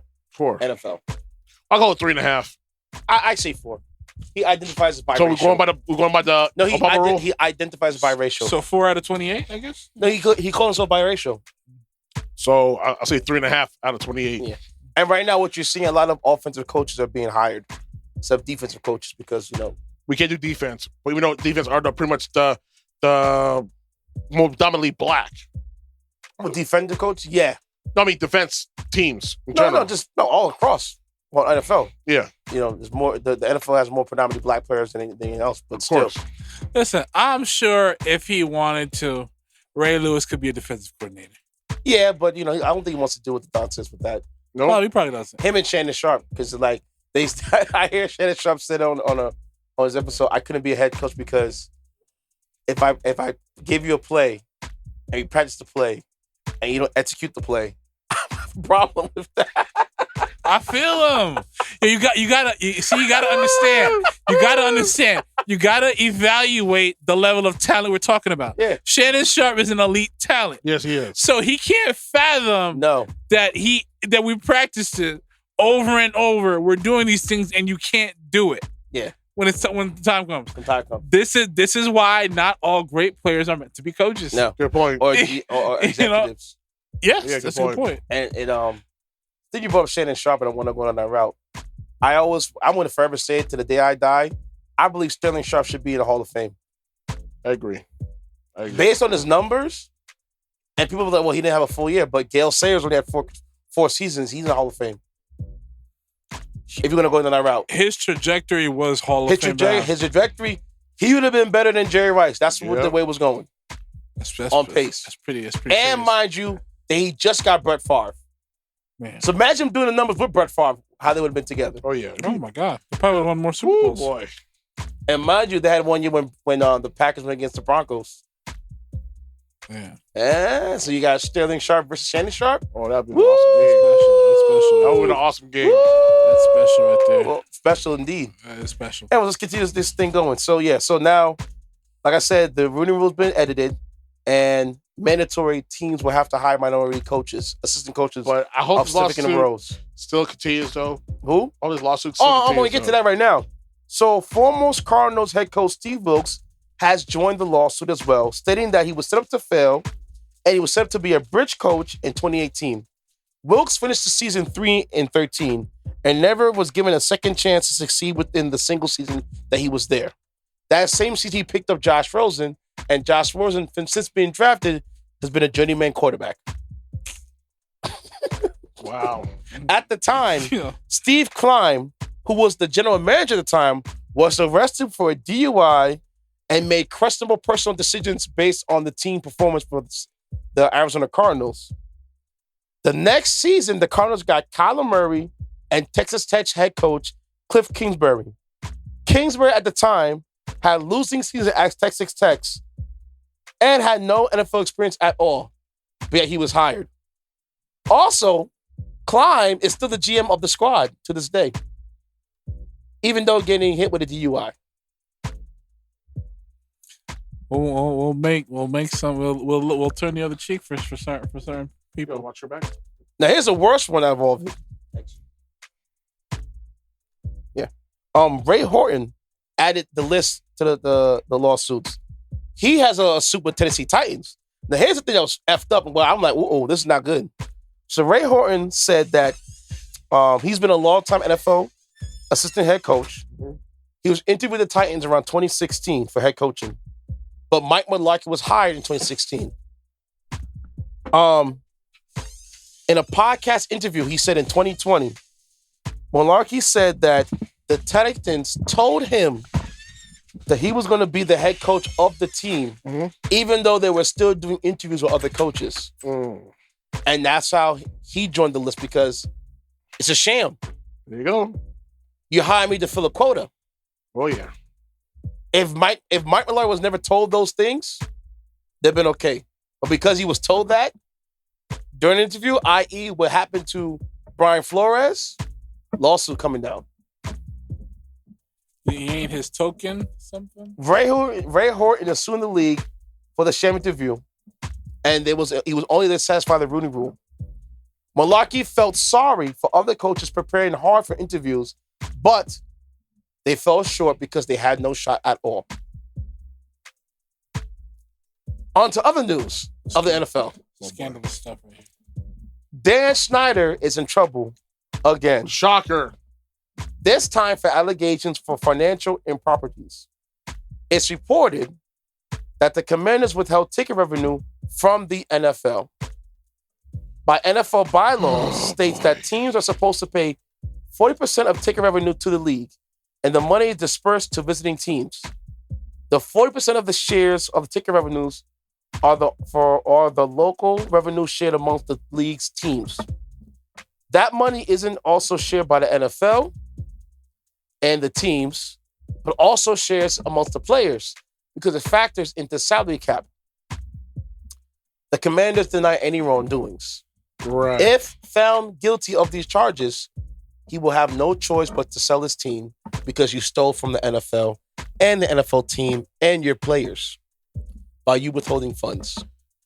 I want to say, like George Carlin says in one of his specials, "Get the mic off there." You gotta go, Stan. We retire your shit. You gotta go.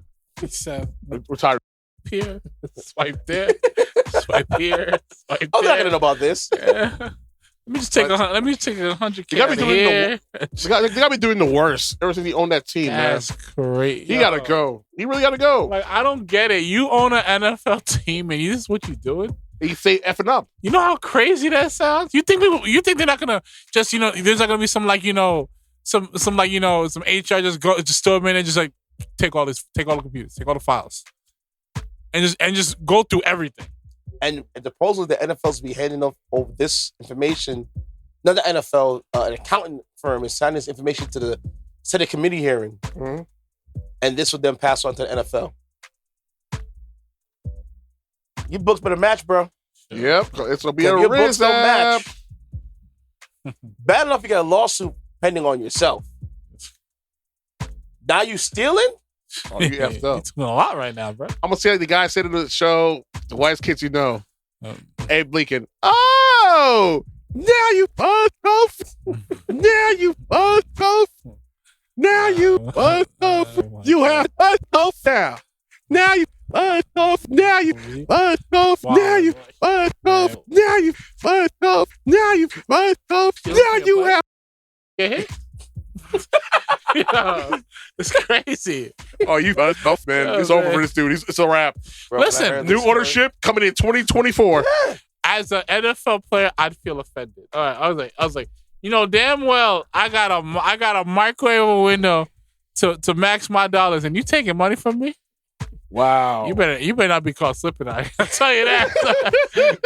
Dan Shutter walks in the field, gets tight It's fact.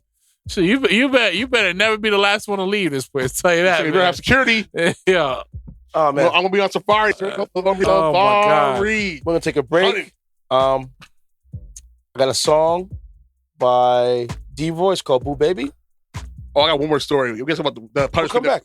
Oh, we gotta talk about. Come back, man. Yeah. So this is "Boo Baby" from D-Voice for another song of the episode.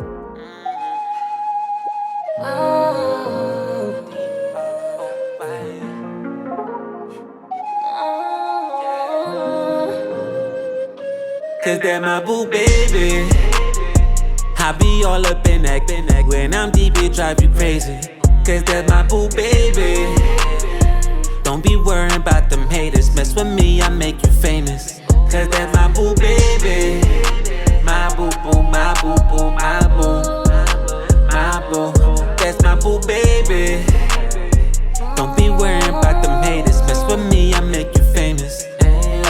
My boo baby, you know she rockin' VVs. Got a smile so bright, I think she made for TV. When she walkin' them hills, I'm like, take it easy.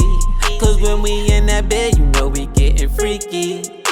Girl, when I put that ass, baby, all over your body. All over your body. All over your body. Gonna get that whipped cream, girl, I'm gonna make it a party. Gonna make it a party. Oh, baby, do what you wanna do. I love all that attitude. You know what you know and else. I take it right to the moon. You know I'm gonna lay it down. You know what I'm finna do. You know we gon' take a trip. Your girlfriend, she coming too. Cause you my boo, baby. I be all up in that when I'm deep, it drive you crazy. Cause that's my boo, baby. Don't be worrying about them haters. Mess with me, I make you famous. Cause that's my boo, baby. My boo boo, my boo boo, my boo. My boo, that's my boo, baby. Don't be worrying about them haters. Mess with me, I make you famous. My boo baby, she a grinder. Always rockin' that designer. And we always eat the finest.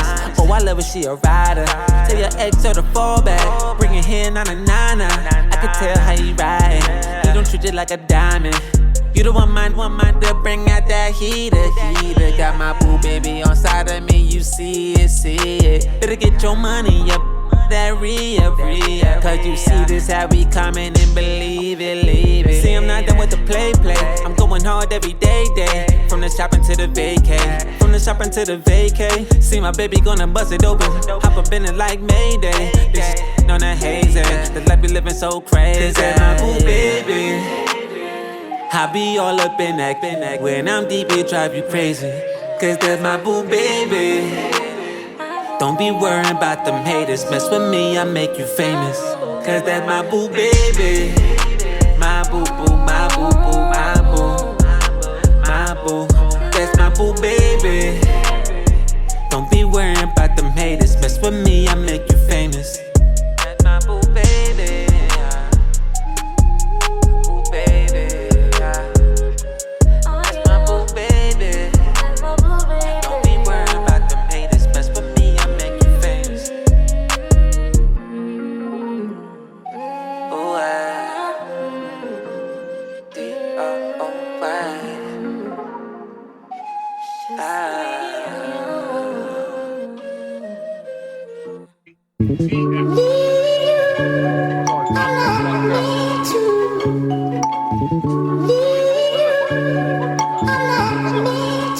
I got you. I see you on my birthday.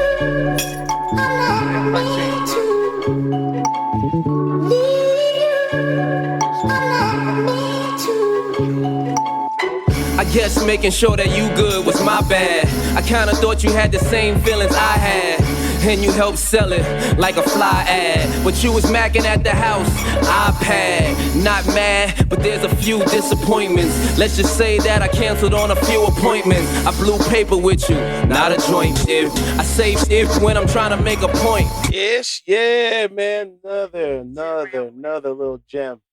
You don't know what that song is? I'm not gonna tell you. What you need to do is start searching thatpiff.com. I'll look online for it.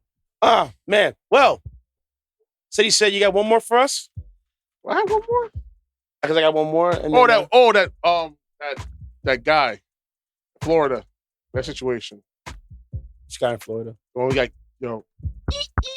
by his girl. Oh yeah. Let's go. Let's get into that right now. Yes, let's go. Oh man. This is gonna get real heavy, kids. So, trigger warning: murder, misogynoir, pretty much on black women in general, and white women get away with murder. Yes. So those are the pretty much the cliff notes of what's about to be talked about right now. Basically, what happened was apparently she's let's get that information real quick. She's an IG model, right? Yeah. Yeah, and she murdered her boyfriend in his apartment. Allegedly, well, not murdered. She had a mental breakdown. So she claims. And she murdered the man in his apartment. Get the story right now. 1 second, I think guys. it's on Ball Alert. Go to Ball Alert. Pull it up. Miami IG model fatally stabs boyfriend. Cops trying to figure out if it was self-defense. Yep. Christian Toby Obumseli. Texan who came to Miami to work for cryptocurrency. Courtney Clenny of Michigan was a social media influencer who has millions of followers on Instagram and OnlyFans. Wait, she said she claimed self-defense? No, insanity. Okay, she pleaded insanity. From what I read about that was that some of the people that knew them was like he seemed like a cool guy and stuff like that. Never hit her. But they also said they witnessed her hitting him. Yep. Yeah, the plot thickens. I didn't know that part. Yep. I read that recently. I'm just like, wow. Yeah, good. I mean, because she's Caucasian, there's a great chance this can go her way. Yep, because automatically, she could worry like, he was being abusive, blah, blah, blah. And he's a black man, so guess what? He's guilty without being pretty innocent. Well, he's a man, black man. That's right too. Yep, there you go. Dead man tells no tales. She could spin that whole story right in front of the courts and everybody to make it. Yeah, she could spin it in it's a up wild to the prosecutor. Yep. Yeah, for them to do their job. Absolutely. Which I don't have no faith in they're actually doing at all. That's just because let's just say that hypothetically. I killed my significant other. Yeah. My household. Yes. You think you're gonna let me go off with insanity? Hell no. You go to jail. You don't need That's gonna be that you're gonna have to have some next lawyer for that to even be a possibility. Mm-hmm. Like for that to, and these are slim chances we're talking about. Yeah. Her pleading insanity and her getting away with it through insanity means that once she's deemed sane, she goes free. Yep. If that's cool. No, you're good. That's if. Yep. If. It's all if. She might be out and about now. Dude, she's out and about right now. She's on camera eating dinner at a hotel, and listen, let her live her life. And when they come, if they come, excuse me, ma'am, can you please come with us for a second, please? And the fact is, her IG is still popping. Her OnlyFans is still popping. I was like, yo, we people are really supporting this woman still. Hey, man, look, we live in a different society nowadays. If that's my plea, those are the last things I'd be on. You would be on, not her. because I'm sure someone is like taking notes of this. Like, how could someone, quote, insane still be doing these things like a sane person? Exactly. It's only a matter of time. It blows my mind. Like, this woman, like, all this is going on, and yet she's like playing off like nothing happened. I wonder what the family thinks. I don't know yet. My condolences to the family. Yeah, I will definitely say that because another life lost. Yep, young life at that. Not even. She killed him. Yeah, that woman murdered that man. I think she was on. I know she was on somebody's podcast recently talking about Fresh and Fit. Yeah, how she really loves black guys. Funky as fat. She really loves black guys. She really emphasized that. Hey. Oh yeah. Oh man, look. Sorry, man. I went to those two jackasses. I don't really listen to them like that too, and stuff like that. They have days where they make some point. They have days where they have a lot of days where they don't make much points. But the thing with that is when I saw that clip, again, I'm only speculating. I don't know what led to her actions. Could have been some Fatal Attraction stuff. Could have been some Fatal Attraction stuff. And I would have to see this because I'm not a witness to it. But in the comments, a lot of people did not really feel or like sympathy towards dude because he bashed a lot of black women. Mm-hmm. Apparently, he had a track record of that in his tweets. So it's just like in their eyes, they're like, "Oh, karma, there you go. You wanted your white queen so bad, that's the last person you saw." Jeez. Like I honestly. You're not lying. Yo, dude. Man. That's if he saw her. That's a good point. He was asleep. For he probably was asleep and then stabbed the shit out of him. So we don't know what triggered this whole thing, but I'm sure in the coming days we'll find out about all this. Listen, Becky's be Becking. What can I say, man? What if this girl goes on a run? Dude. Where's she gonna run? Where's she gonna go? What if she goes to like Mexico? Oh yeah, a blonde woman in Mexico. That could go really well. Have you know the history of a blonde woman in Mexico? How you don't know? Depends on the resources she got. If she could get out of she has millions of dollars, I would think, with the IG model and OnlyFans and all that stuff. I'm sure she could. Someone will sponsor. That's if she can get out of the country. My whole that thing is true. If she can't get out of the country, like you said, right. Because I'm sure if she's out and free, I'm sure I would think that they have her passport. Yeah, I would hope so. No, they can't compensate that. You have to go to get your passport taken away, bail handling, stuff like that. So they have to charge you. Yeah, turn it in. Yeah, turn it over. So she's a free woman right now, currently, but subject to change. All takes one trip to a non-extradition country, and it's a wrap. That's it. Now she ends up in Bali. She's not coming back, bro. She's not coming back. She's for the streets. Oh, big time, dude. More often than you think, man. Like, it's just sad, man. Like, super. Why sad. You this shit? And I would feel bad for dude, but it's like, yo, you say black women. It's like, yo, listen, I don't care who you date.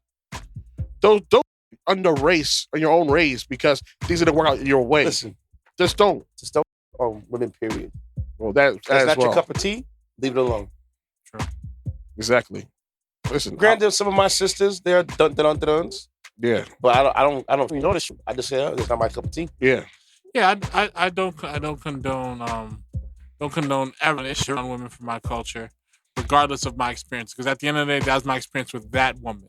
That was my experience with all of them. Exactly. That's the problem I have. But I will say that there are women who are bold enough to come up to men and try to look at them with disgust because they married someone outside of the race. That I don't respect at all. No. And listen, you can't judge me at all. Listen, I'm happy with her. It is what it is. Where were you when I was single? Not only that, you don't know me. Like you're like where do you come out your face talking crazy? Be like, yo, why you with so giving me energy because I'm not dating a woman who fits your description. Like, get out of here. Polls off. You know? All right, so one more though, and I'm done. Will Smith. Oh boy, that's the one right there. Whoo boy, he's getting super L's. This story just keeps on getting worse. It's like an avalanche. Oh yeah, it just keeps turning over a new leaf. Wait, it gets worse. More and more just keeps coming down. So recently, the Academy suspended him 10 years. For 10 years. He stepped down from his voting ability from the Academy as well. Will he be able to get it back within the next 10 years? I have no idea. Here's also the thing about that. They sped up the process on their deliberation. He stepped down. Like we weren't supposed to get this result so early. We're gonna get it in May. So because he stepped down, actually no, we get April 18th, right? Something like that. And it just got back quicker because he stepped down. That's why. What do you mean because he stepped down? Because he stepped down for his voting rights, for his voting ability, for the Academy. For him stepping off doing that? Yeah, it sped up the process. Yeah, I'm just confused. Shouldn't this be just regular? Whatever. Yeah. But I feel like honestly, 10 years from the Academy is OD. But at the same time, you kind of do them a favor because honestly, the Oscars it's not as prestigious as it once was. Viewership wise, it's whack. I like the Screen Actor Guild one. That's what I like. Yeah, that's the one where the actors vote on the people, right? Yes. SAG. I know what you're talking about. Yep. And honestly, I feel like it's just that Oscars is whack. And I feel sorry for ABC because they were shutting a lot of money to get the rights to air it for so many years. And for the viewership to go down every single year for a decade. And this little bump. And only for it to go down again, it's like, dude, nobody really cares about award shows in general. All people care about the award shows is like the Kids' Choice Awards where Jack Carroll stayed up his New Balances. See? Oh yeah, word to the wise, do not wear all white at the Kids' Choice Awards. You're asked to get slimed. Period. Am I lying? No, you're not. No, you're not. At one point, that was the thing. I was like, dang, I want to go to all these awards just get slimed. Like that was the thing. Slime. People were pissed. Yeah. Listen, if the Kids' Choice Awards, you will get slimed. Don't wear no Versace. Don't wear no something nice. Just wear like a basic ass champion sweater and sweatpants and a nice kick away pair of Air Force Ones. You're good. That's it. I used to watch those Kids' Choice Awards, baby. Them things was so lit, bro. Back in the day, it was something worth watching. Yes. I'll definitely say that. Now, not so much. But again, we're old, so we can't. It is what it is. So, sure. But the punishment gets worse though because Hollywood is acting accordingly for no reason. But here we are. Bad Boys 4 canceled. His biographical film canceled. The Fast and Loose movie on Netflix canceled. The I Am Legend 2. He's no longer in the movie, and they replaced his role for Michael B. Jordan. So his role was it was supposed to be Michael B. Jordan playing the role. They supposed to do the thing together. It's solely him now. So they took him out completely? Yes. My thing is, if he's still under contract, you still getting paid for these roles? Well, let's see what happens. I'm not sure how true that is. So with Bad Boy, the new Bad Boy movie, wait, who's reporting this then? Huh? Who's reporting this? I'm reading from my website right now. Like from hold up. So this is like officially that they're canceled, or this it's canceled. It was canceled. I hope not. He was expelled from the Academy of Sciences and Cinematic Arts. He didn't resign. He got fired. His wife didn't back him up. In an interview for American Weekly, he declared that she didn't ask him to be saved by him and call him exaggerated. His wife's boyfriend is going to take out a book charging a fortune to sell his story. Chris Rock's brother are looking for him. August Alsina? Yep. They publicly said, we're going to tear you apart. No producer wants to work with him on any project. The series Bel Air, the reboot, is being smashed by criticism. And But it's pretty good, though. I haven't watched it. I at first look, I It's a good wasn't really show. sold, but I've heard a lot of people say they like where they took it. I like where as that's far as good. in terms of direction. But this is but here's the thing I'm talking about. People be like, oh, it's not gonna hurt them. If it's not gonna hurt him, why are all these things canceled for? He's not making it bad. Are you sure? He's spoken to his accountant. I'm surprised they killed Bad Boys 4 though, man. Bad Boys 3, in my opinion, is the best one. The new one. Yes. Well, sorry. Well, it's on pause. Correction. Okay, yeah. According to popculture.com. Okay, so they're not that stupid. Okay. Well, it says postponed indefinitely, which means we don't know when resume production. They may not take forever. The young boy in that film is Will Smith's cold. son was cold. Yeah. You can live off of these series with that young boy and that young cast. Yeah. For sure. Oh yeah. What's the name of that movie too? What's the name of that girl? What's her name? But she was on a TV show for NBC when she worked for Wayne Industries. What's her name? She's one of the people on the SWAT team. Young Asian looking girl, but she was bad as hell. And Bad Boy for Life. Bad Boys for Life. Yeah, the third one. What's her name? I'll look it up 1 second. But yo, it's a bad look because it's like, dude, people are dropping them quick. Yeah, nobody wants to be affiliated with that kind of controversy. No. And this is what Hollywood does. Hello. You have a moment, you're black, all of a sudden, here it comes now. All right, so it's Vanessa Hudgens. Okay. She was better in that movie. She was good looking. I ain't gonna lie. I'm with you on that. But this is what I'm talking about. He had one moment, really bad moment. One slap. One moment out of a 30+ year career. All of a sudden, things want to be canceled. Yep. Everybody up in arms. But meanwhile, Roman Polanski and Woody Allen have no problem going to the Oscars. So.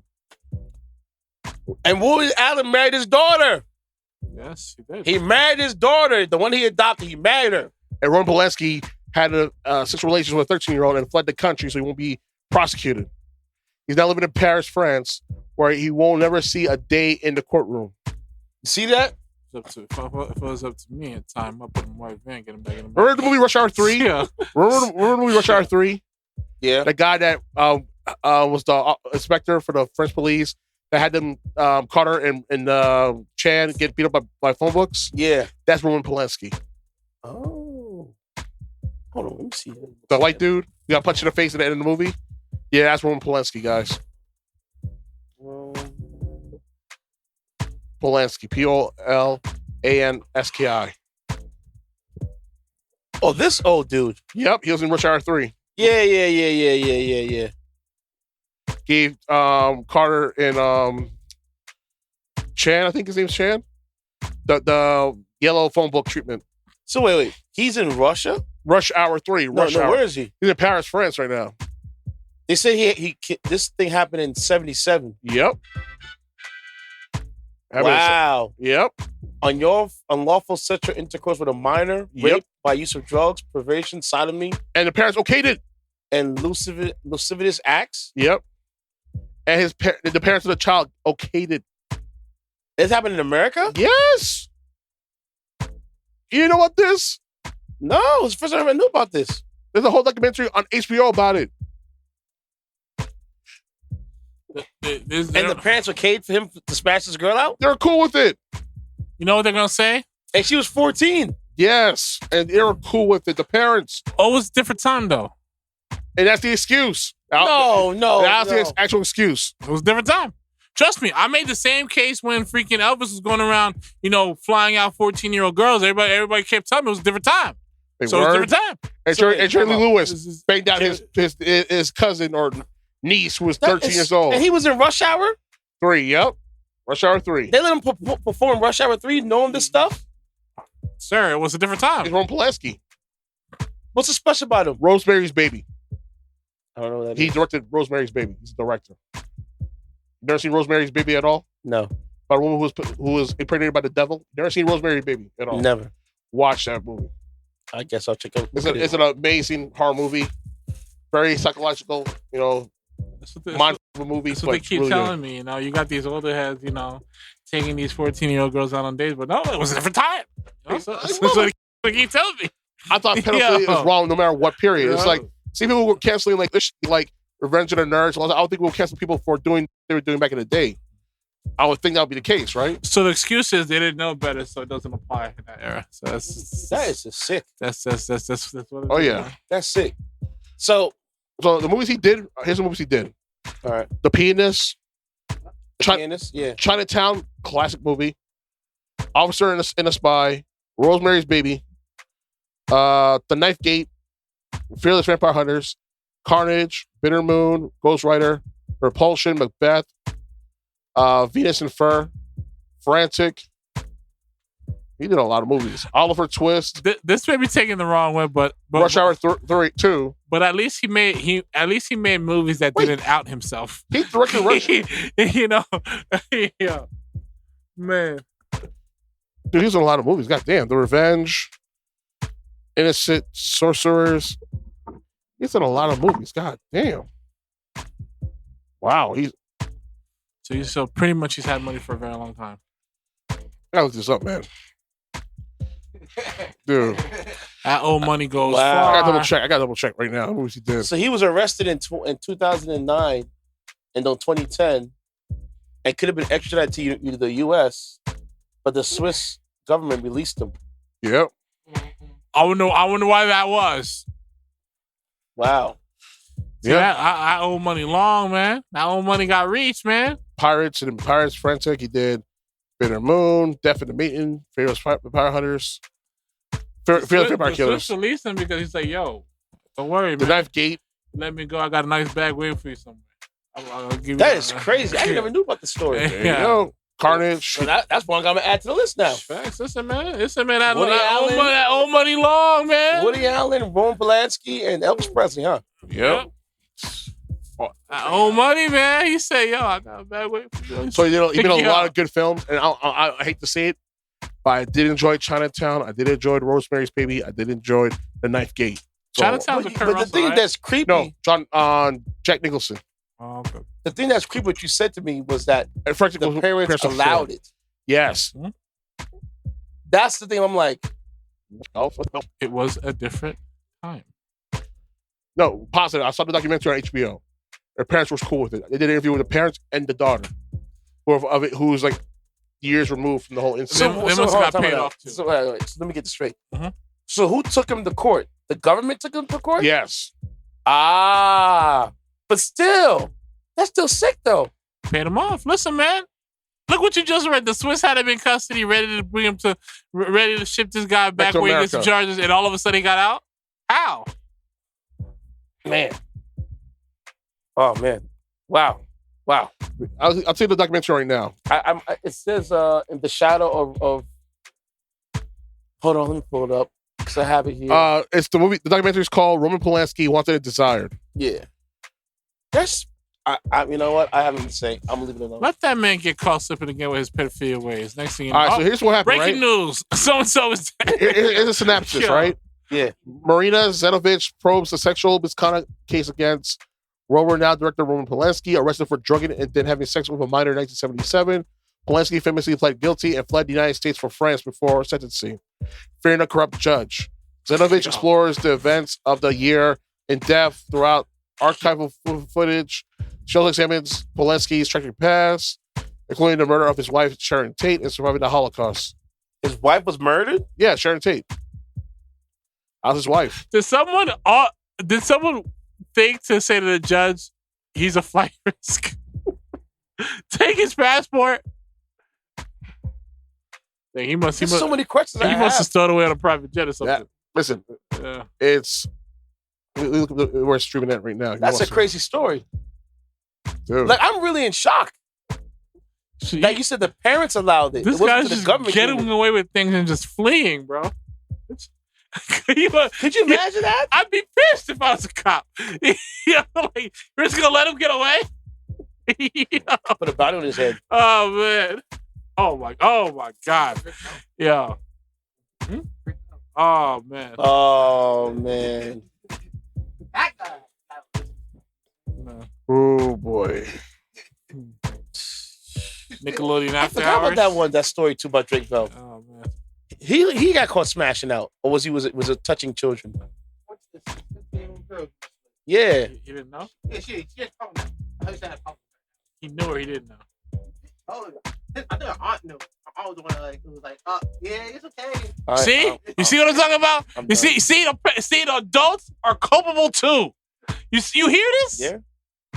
Yo. We still took a start on HBO Max. We want to see guys. Well, while you do that, I got a quick story, and then we get to the Wise Guys Corner. So, Axie Infinity crypto hack. An NFT video game suffered a hack for a record amount. Axie Infinity is a DeFi and an NFT video game with digital pets that can bathe, breathe, collect, raise, and treasure hunt, and also battle. Yeah, basically what you said it right there. Think of Gigapets, but an online RPG scale. Folks make money by either paying the game and trading items and etc. throughout the game, or by buying the coin on crypto exchange. Axie Infinity coin was worth $64 right now. At its peak of November 2021, it was worth $165 per coin. Its bottom, November 20th, was for 17 cents. So in less than a year, it went from 17 cents to almost $165 per coin. Jesus Christ. The hackers made off with roughly $620 million in crypto value. They hacked the Ronin network. Yeah, the Ronin network. They hacked the Ronin network. Now, the thing with the Ronin network is basically it acts like a bridge between Axie and Ethereum blockchain. The reasoning for the bridge is for the ability for both coins to do transaction and transfers in and out of the game. So when there's two different coins, two different networks, there has to be a bridge in between, and that's the bridge. So, like, if I wanted to give you $1 and you want to give back a coin, or you want to give back, a pound, that's the bridge to act as the intermediary. It's the second largest heist known to date. So here's what they took. Roughly $25 million of USD coins, which is basically the USD coins of basically the United States decentralized coins worth $1 per coin. 173,000 Ethereum coins. That's a lot of coins. That's just worth. If you guys want to know the math behind it, each Ethereum coin worth is roughly $3,480 right now. Jesus. Ooh-wee. Axiom is going to refund players with the funds that was lost to the hack and a solution so that it won't happen again. In 2021, $3.5 billion has been shared within the Axie Infinity game network. Here's how they got hacked. The hackers got a hold of 5 keys of the Ronin network, 5 out of 9. Because they had 5 out of 9, then the hackers then send the funds from the Axiom blockchain to the Ethereum blockchain to many different exchanges for the coins to be taken out. Bridges are risky and still need more work to be secured because it's not the first time that this has happened. And, once people hack the networks and because it's so decentralized, I can send somebody a coin and it could just vanish at thin air. And now, as you were saying earlier about the game, it is like a Pokemon as far as these pets. It's crazy. And people make money playing this game. Wow. So, well, basically digital pets. It's like a Pokemon, game, but in a global scale. See, it's what I said when you can battle, you can bathe your pets, you can raise your pets, you can breed your pets, you can treasure hunt with your pets, you can trade your pets, you can sell them off as an NFT. Someone's gonna buy it. It's crazy. Yeah, man, it's crazy. It's a new realm, baby. It's a new realm. You found that answer yet or not yet? Not trivia anywhere. Right, don't worry about it, man. Unfortunately, no, look. It's okay. Was it, I think it's streaming on DirecTV, but who has DirecTV here? None of us here. Yeah. Wow, really? You're an ass. All right, man. We're going to take a break, and we'll be right back. We're going to come back with the Wise Guys. But before we take our break, I have a new record from Swave, man. Y'all go check him out, brother.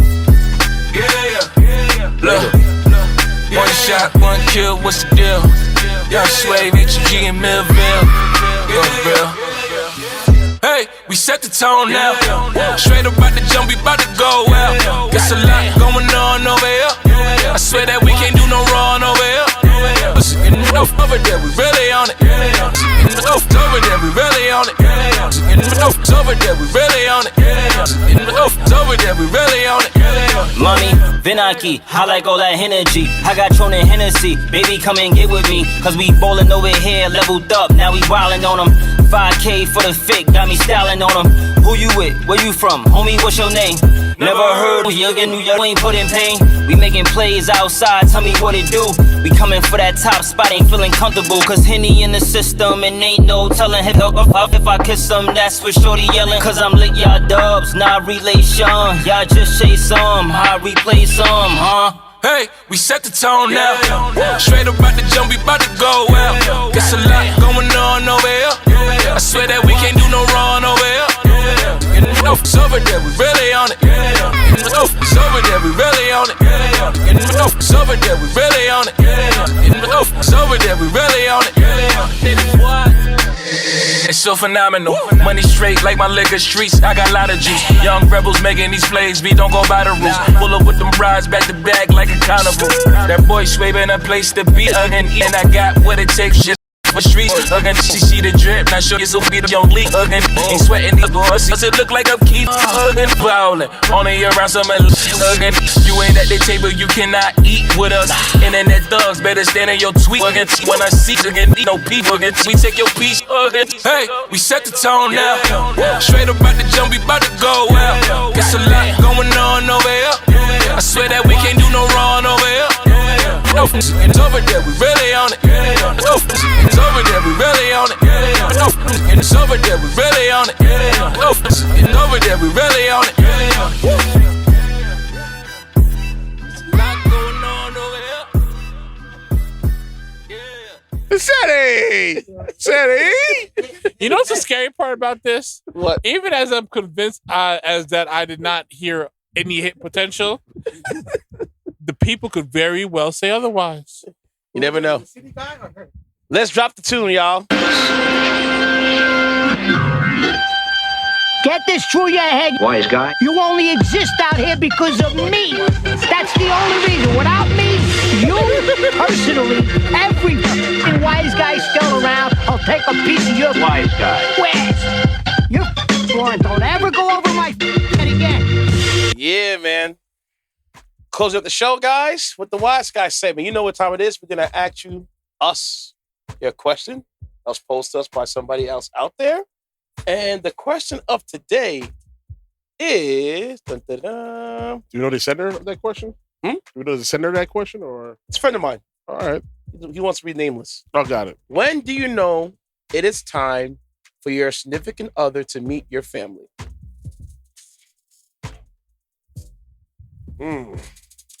On Walt. When do you know it's time for your significant other to meet your family? Go ahead. Or what do you believe is time? Well, all right. So I think if it's serious, they ain't no messing about. We ain't just like, touchy-feely, frisky stuff. Like, we actually like being around each other. We've been on multiple dates. We enjoy each other's company. You feel like, and also as men, you get the feeling like this is one you'd bring home to your mom and be proud of, like, you like letting your parents know, like, why you're so happy all the time and things like that. So I don't know what specific time frame it would be. I think it would just come down to how you feel about that person. Okay. So you have no time. You have no timetable. Just how you It's a feeling for you. It's a feeling. It's not just saying like 5 years later, like she's meeting mom or anything like that. It's more so like where you feel like, yo, I want you to meet my parents. I want you to meet my sister, and so. Mm-hmm. All right. So the next question now: would the first meeting be like a random home visit? Or will the first meeting be around a holiday time? Or will it be like during like a party, like a family function? I think might be just like one of those like.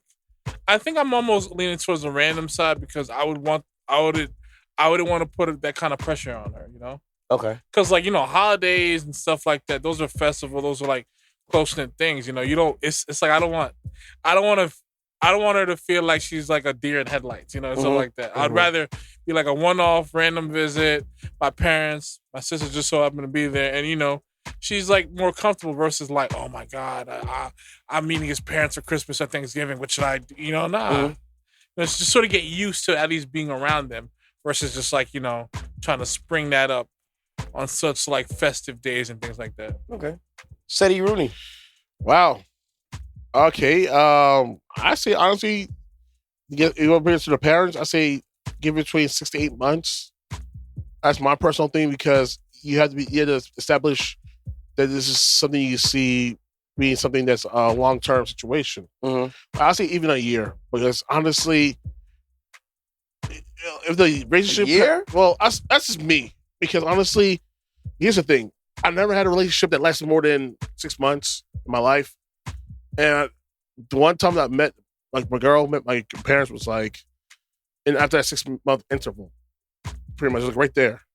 So we did a month early, 5 minutes. So if we don't on average, you date 2 times a year. When I used to date, now I'm just chilling right now at this point. In context, it seems like a year is a long time, but a year goes by pretty fast. Exactly. Yeah, it does. It does. And that I do enough background check to see if everything's on the up and up with her. She's about to get about her mind's right. She's about doing her own thing, has her career. It was serious. Like you see her a feature with this woman. Mm-hmm. Then I say you could bring it to the parents and whatnot. I mean, that's just my situation because I don't want to bring this girl to see my parents. And next thing you know, it's a failure. I mean, like, because anything can happen in a relationship in the first year. Yeah. And anything can happen within the first week. Yeah, exactly. Listen, I'm gonna tell you a funny story. My shortest relationship was in college. Your shortest? Shortest was in college. And the shortest was about a week. Damn. Because it was an older woman, fine as hell, Jamaican. Oh man. Beautiful woman. Yeah, I like my older broads. I was 18 at the time, 19 at the time. How old was she? She was like 23. Oh, that's not that far. No, but it's like. But you know what? That is a big of a older, yeah, Caribbean woman. Yeah, and she was fine as what, man. Look at she was fine as what, man. And unfortunately, yo, Walt's face, yo, I can't see. Stop making that face. You know I'm making that face? Because me and had this conversation earlier this week about Caribbean women. And what I said, go ahead. What I said was, get me in trouble. Go ahead. What I said was, and I will die on this hill. I said they were all crazy, and they know it. It's just that there are levels of it. I did not exclude that. But back to your story. I want to see where this goes. Dude, we were hanging out, having a good time. We're on the campus. I bought her a textbook, which cost me about pre-owned with $100. Look at you. And we were hanging out. Next thing you know, less than a week, she just got tired of me and just left. I was like, what the fuck? Like, I did nothing. We barely went out. And my dumbass bought her a book. $100 book, mind you. Did you get your pickle tickle at least? And we kissed, and that's it. Pretty much, we kissed. You didn't get the poke the hole? Nah, man. Oh. I would have took the book back. Yeah, I tried to, but she kept taking the Dutch we out on campus. So, she's on campus. Yeah, I never get that book back. Unfortunately, dang, took that L. God, I got to another relationship with another girl. I bought her a PS2. Oh man, she bought me. But here's the thing, though. She bought me a throwback jersey, though. Ooh, so fair trade. Yeah, fair trade. like a Mitchell and Ness throwback jersey. Oh, fair trade. So, but after that, it was like all said and done. Like, she just left me too, and then she found God, and I was like, "Oh, that's a wrap." Listen. I'm not anti-religion. She found God. When it wasn't a cult. I'm not against religion at all. All of a sudden, it's a different person, I'm out music. I'm so happy. It feels so like sweet. Give a person diabetes, man. I'm not with that, man.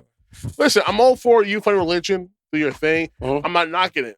Me personally, I believe in God, not religion. That's just who I am because religion has done some of the biggest atrocities on earth, and that's why I don't like religion. In the name of God is their religion. Yeah. Well, I do say, like, honestly, I believe in God, and honestly, if anything, God will want me to be a decent human being and do the best I can until I die. Just put some money in this play real quick. yeah, you can kiss my ass in that one. What you mean you don't want to pay for hope? I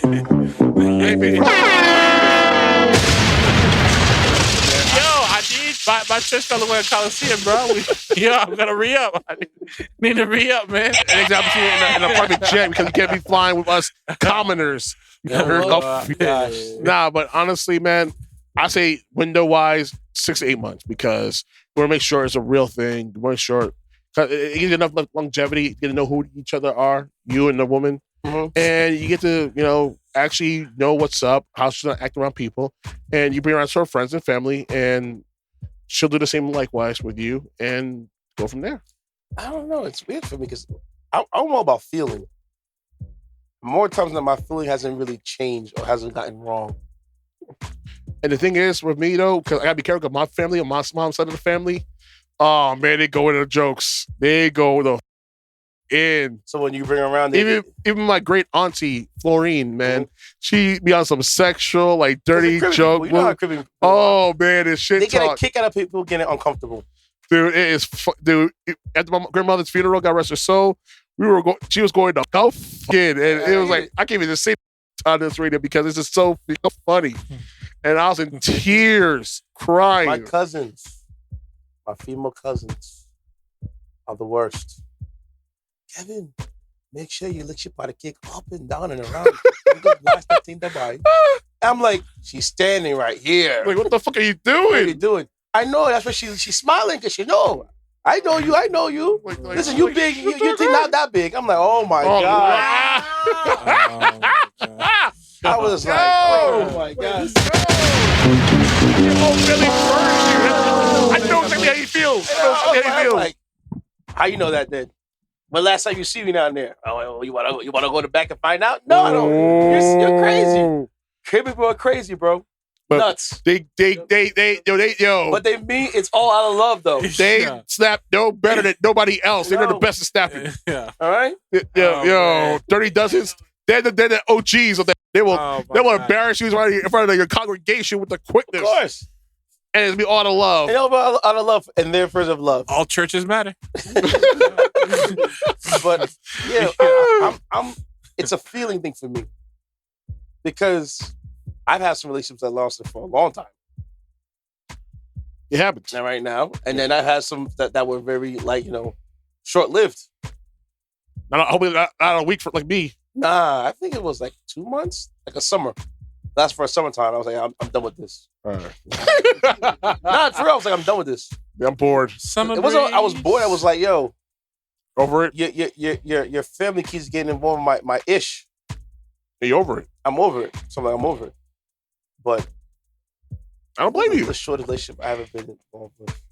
Shit, I can be involved. The shortest was like, I think it was a month. Wow, that's not bad actually. A month or 2 months. That's not bad. But the longest is 8 years. Wow. No, we're 9. We're 9 years. You're 9 now. Congrats on that. No, not 10. No. Y'all better get married, man. Sorry now, man. The way things are going. It's not 10. You should be talking shit. It's 10. It's 10 now. Nah, it's 9. Exactly the same. Watch your head. Watch your head. You got the year wrong. Went to a book in your head like wham. You remember when she gave the conversation? She argued about it. Listen, man. All I know is there better be certain things in your calendar that you need to remember, man. I'll tell you that. Yeah.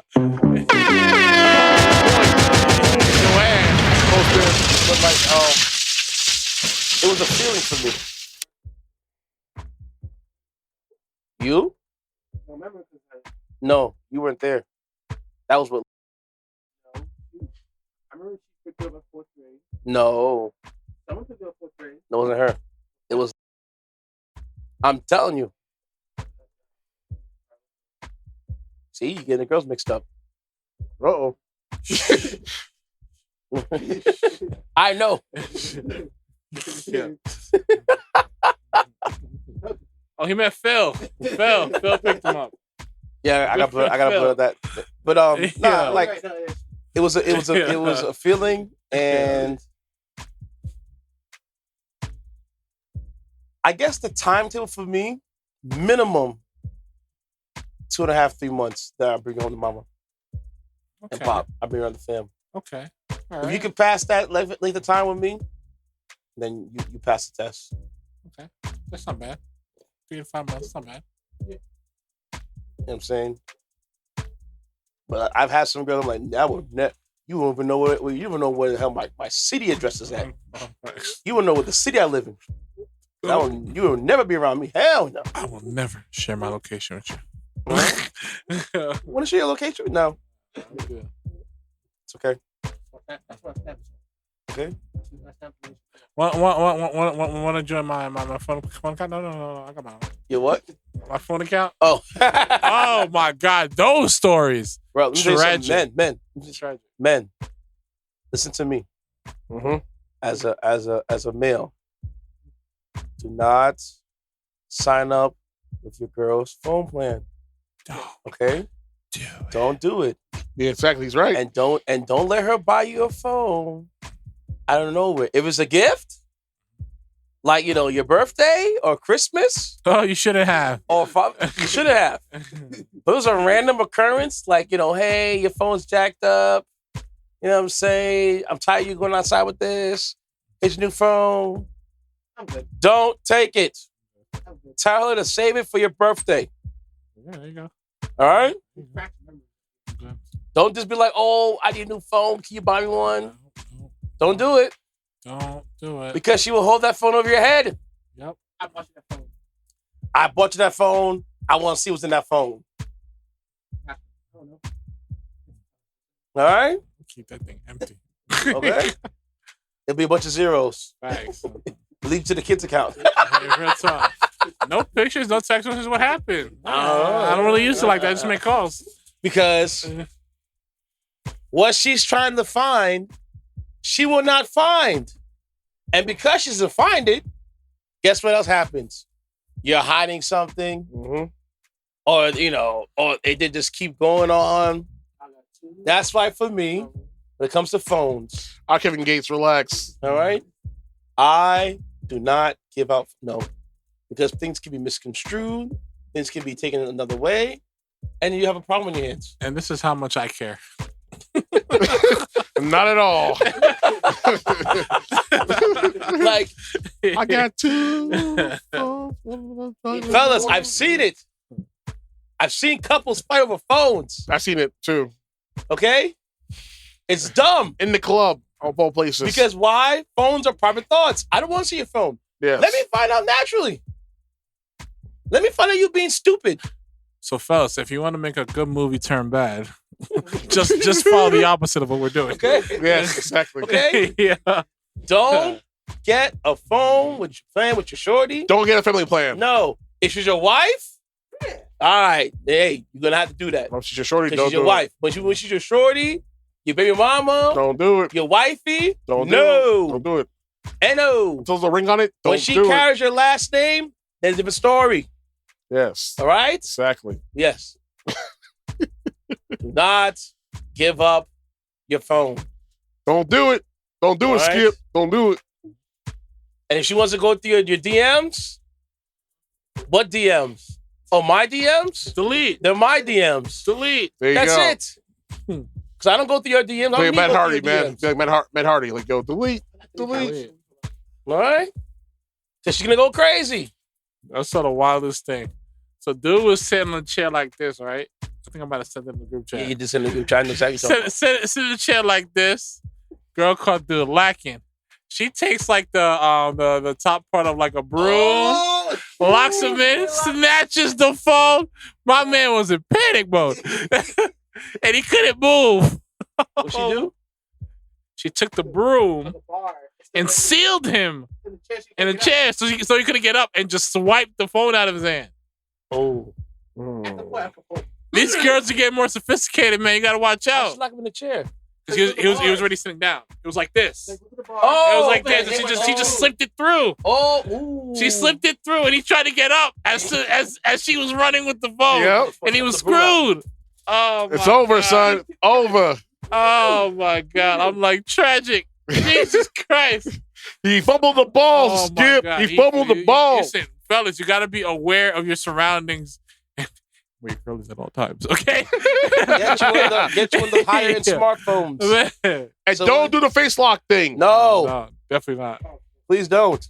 Thanks. Because the feds are watching your face. What's up? As long as you're a woman. All right? I've never done the facial recognition. You know what I'm saying? I do the figure the number thing, and that's it. You could be sleeping mind your own business, and next you know, wow. And next you know, you hear, so who is this? And it's over.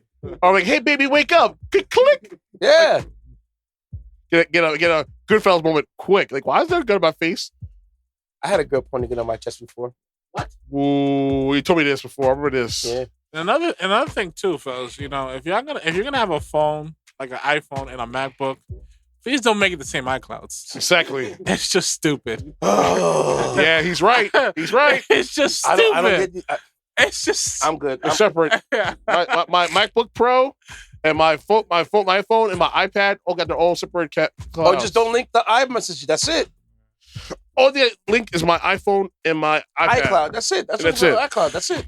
For my texts and all that stuff. But all that, no. No way. No way. No way. Because your girl will open your laptop. Boom. Next thing you know, you get a text messages. Bing. Bing. Bing. Oh wait. Bing. And she's doing it. Who's Popeyes? She's going on Netflix on your computer. Man. Oh no. There's only one person that got that share my Netflix with, and that's my sister. That's it. You know, all you nah, man. That's I share for one person too, and that's it. My sister gives us ours. I give it to Spotify. You know. All right. I'm Walt. Give you a handle, bro. I am _WAL 4 T's at the end. My Twitter is NoirKaiser45, and I'm sticking with that. Yeah. Said he said. City Rooney on Twitter. World according to City Rooney on Fanbase, and City Rooney's POV on Instagram. You guys can follow the podcast page at On The Record. Place to C with a K. Also find me at DJ Intense. Replace the S with a C, all one word. And let me guys know what you guys think, man. I'll do one more song on the episode. Shout out to Jim Jones, L Nice, what's up? My boy DJ Shy. This is We Set the Trends remix. Peace. Nice. This the remix. And it's 3 million on the wrist. Real life. Another one. You know we inspired you. We set trends. We set for life. We the biggest. Turn my dip setter. I got the heat with me. I got a temp setter. I got a sun setter. Yeah, that's the butt rider. This shit a breeze to me. I watched the wind settle. I took a mood setter. Then I felt two settle. I took a resetter. Now I feel two better. These knew better. These know better. After the fume settle. After the smoke settle. I'm still a go-getter. Cause I'm a goal setter. I like her throat wetter. She say my drip wetter. Hold up and get better. I left her with her. That your bed with her. I had to swim setter. Bitch, I'm a jet setter. Fly with no wind pressure. Bitch, I'm a scene setter. I got this strap on the AK. I swing set 'em. I'm a sight setter. I was fly before you had a flight set up. I'm trending. We set the trend. Got it out the mud, but we had to cleanse. Going at their head, we at their brims. Acting like bitches, leave that to them. Who got it vibrant, harder than iron. I been a dog, you been a hydrant. I raised these bitches, I give 'em my flowers, daisies, and don't you? We set the trends. Bringing it in. I'ma have to call my account to make sure the came in. It's just me and my gang. We don't do friends. What he say, he want smoke?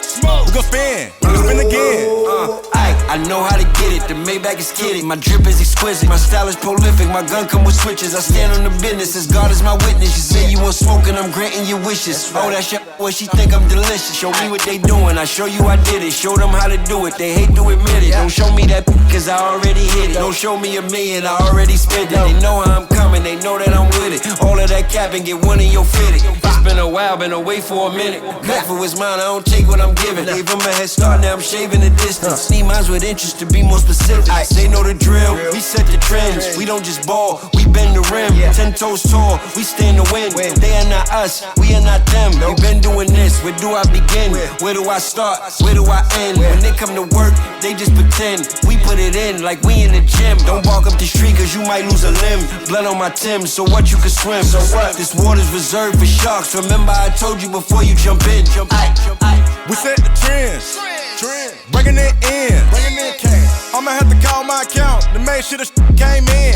First I showed him how to bang, then I showed him how to ball. First nigga that was rocking that Supreme. I'm back in my bag, all the smiles on my body, and I'm thinking about copping a machine. Got a chop in my jeans, used to sell rocks to the fiends. I just bought a drop over streams.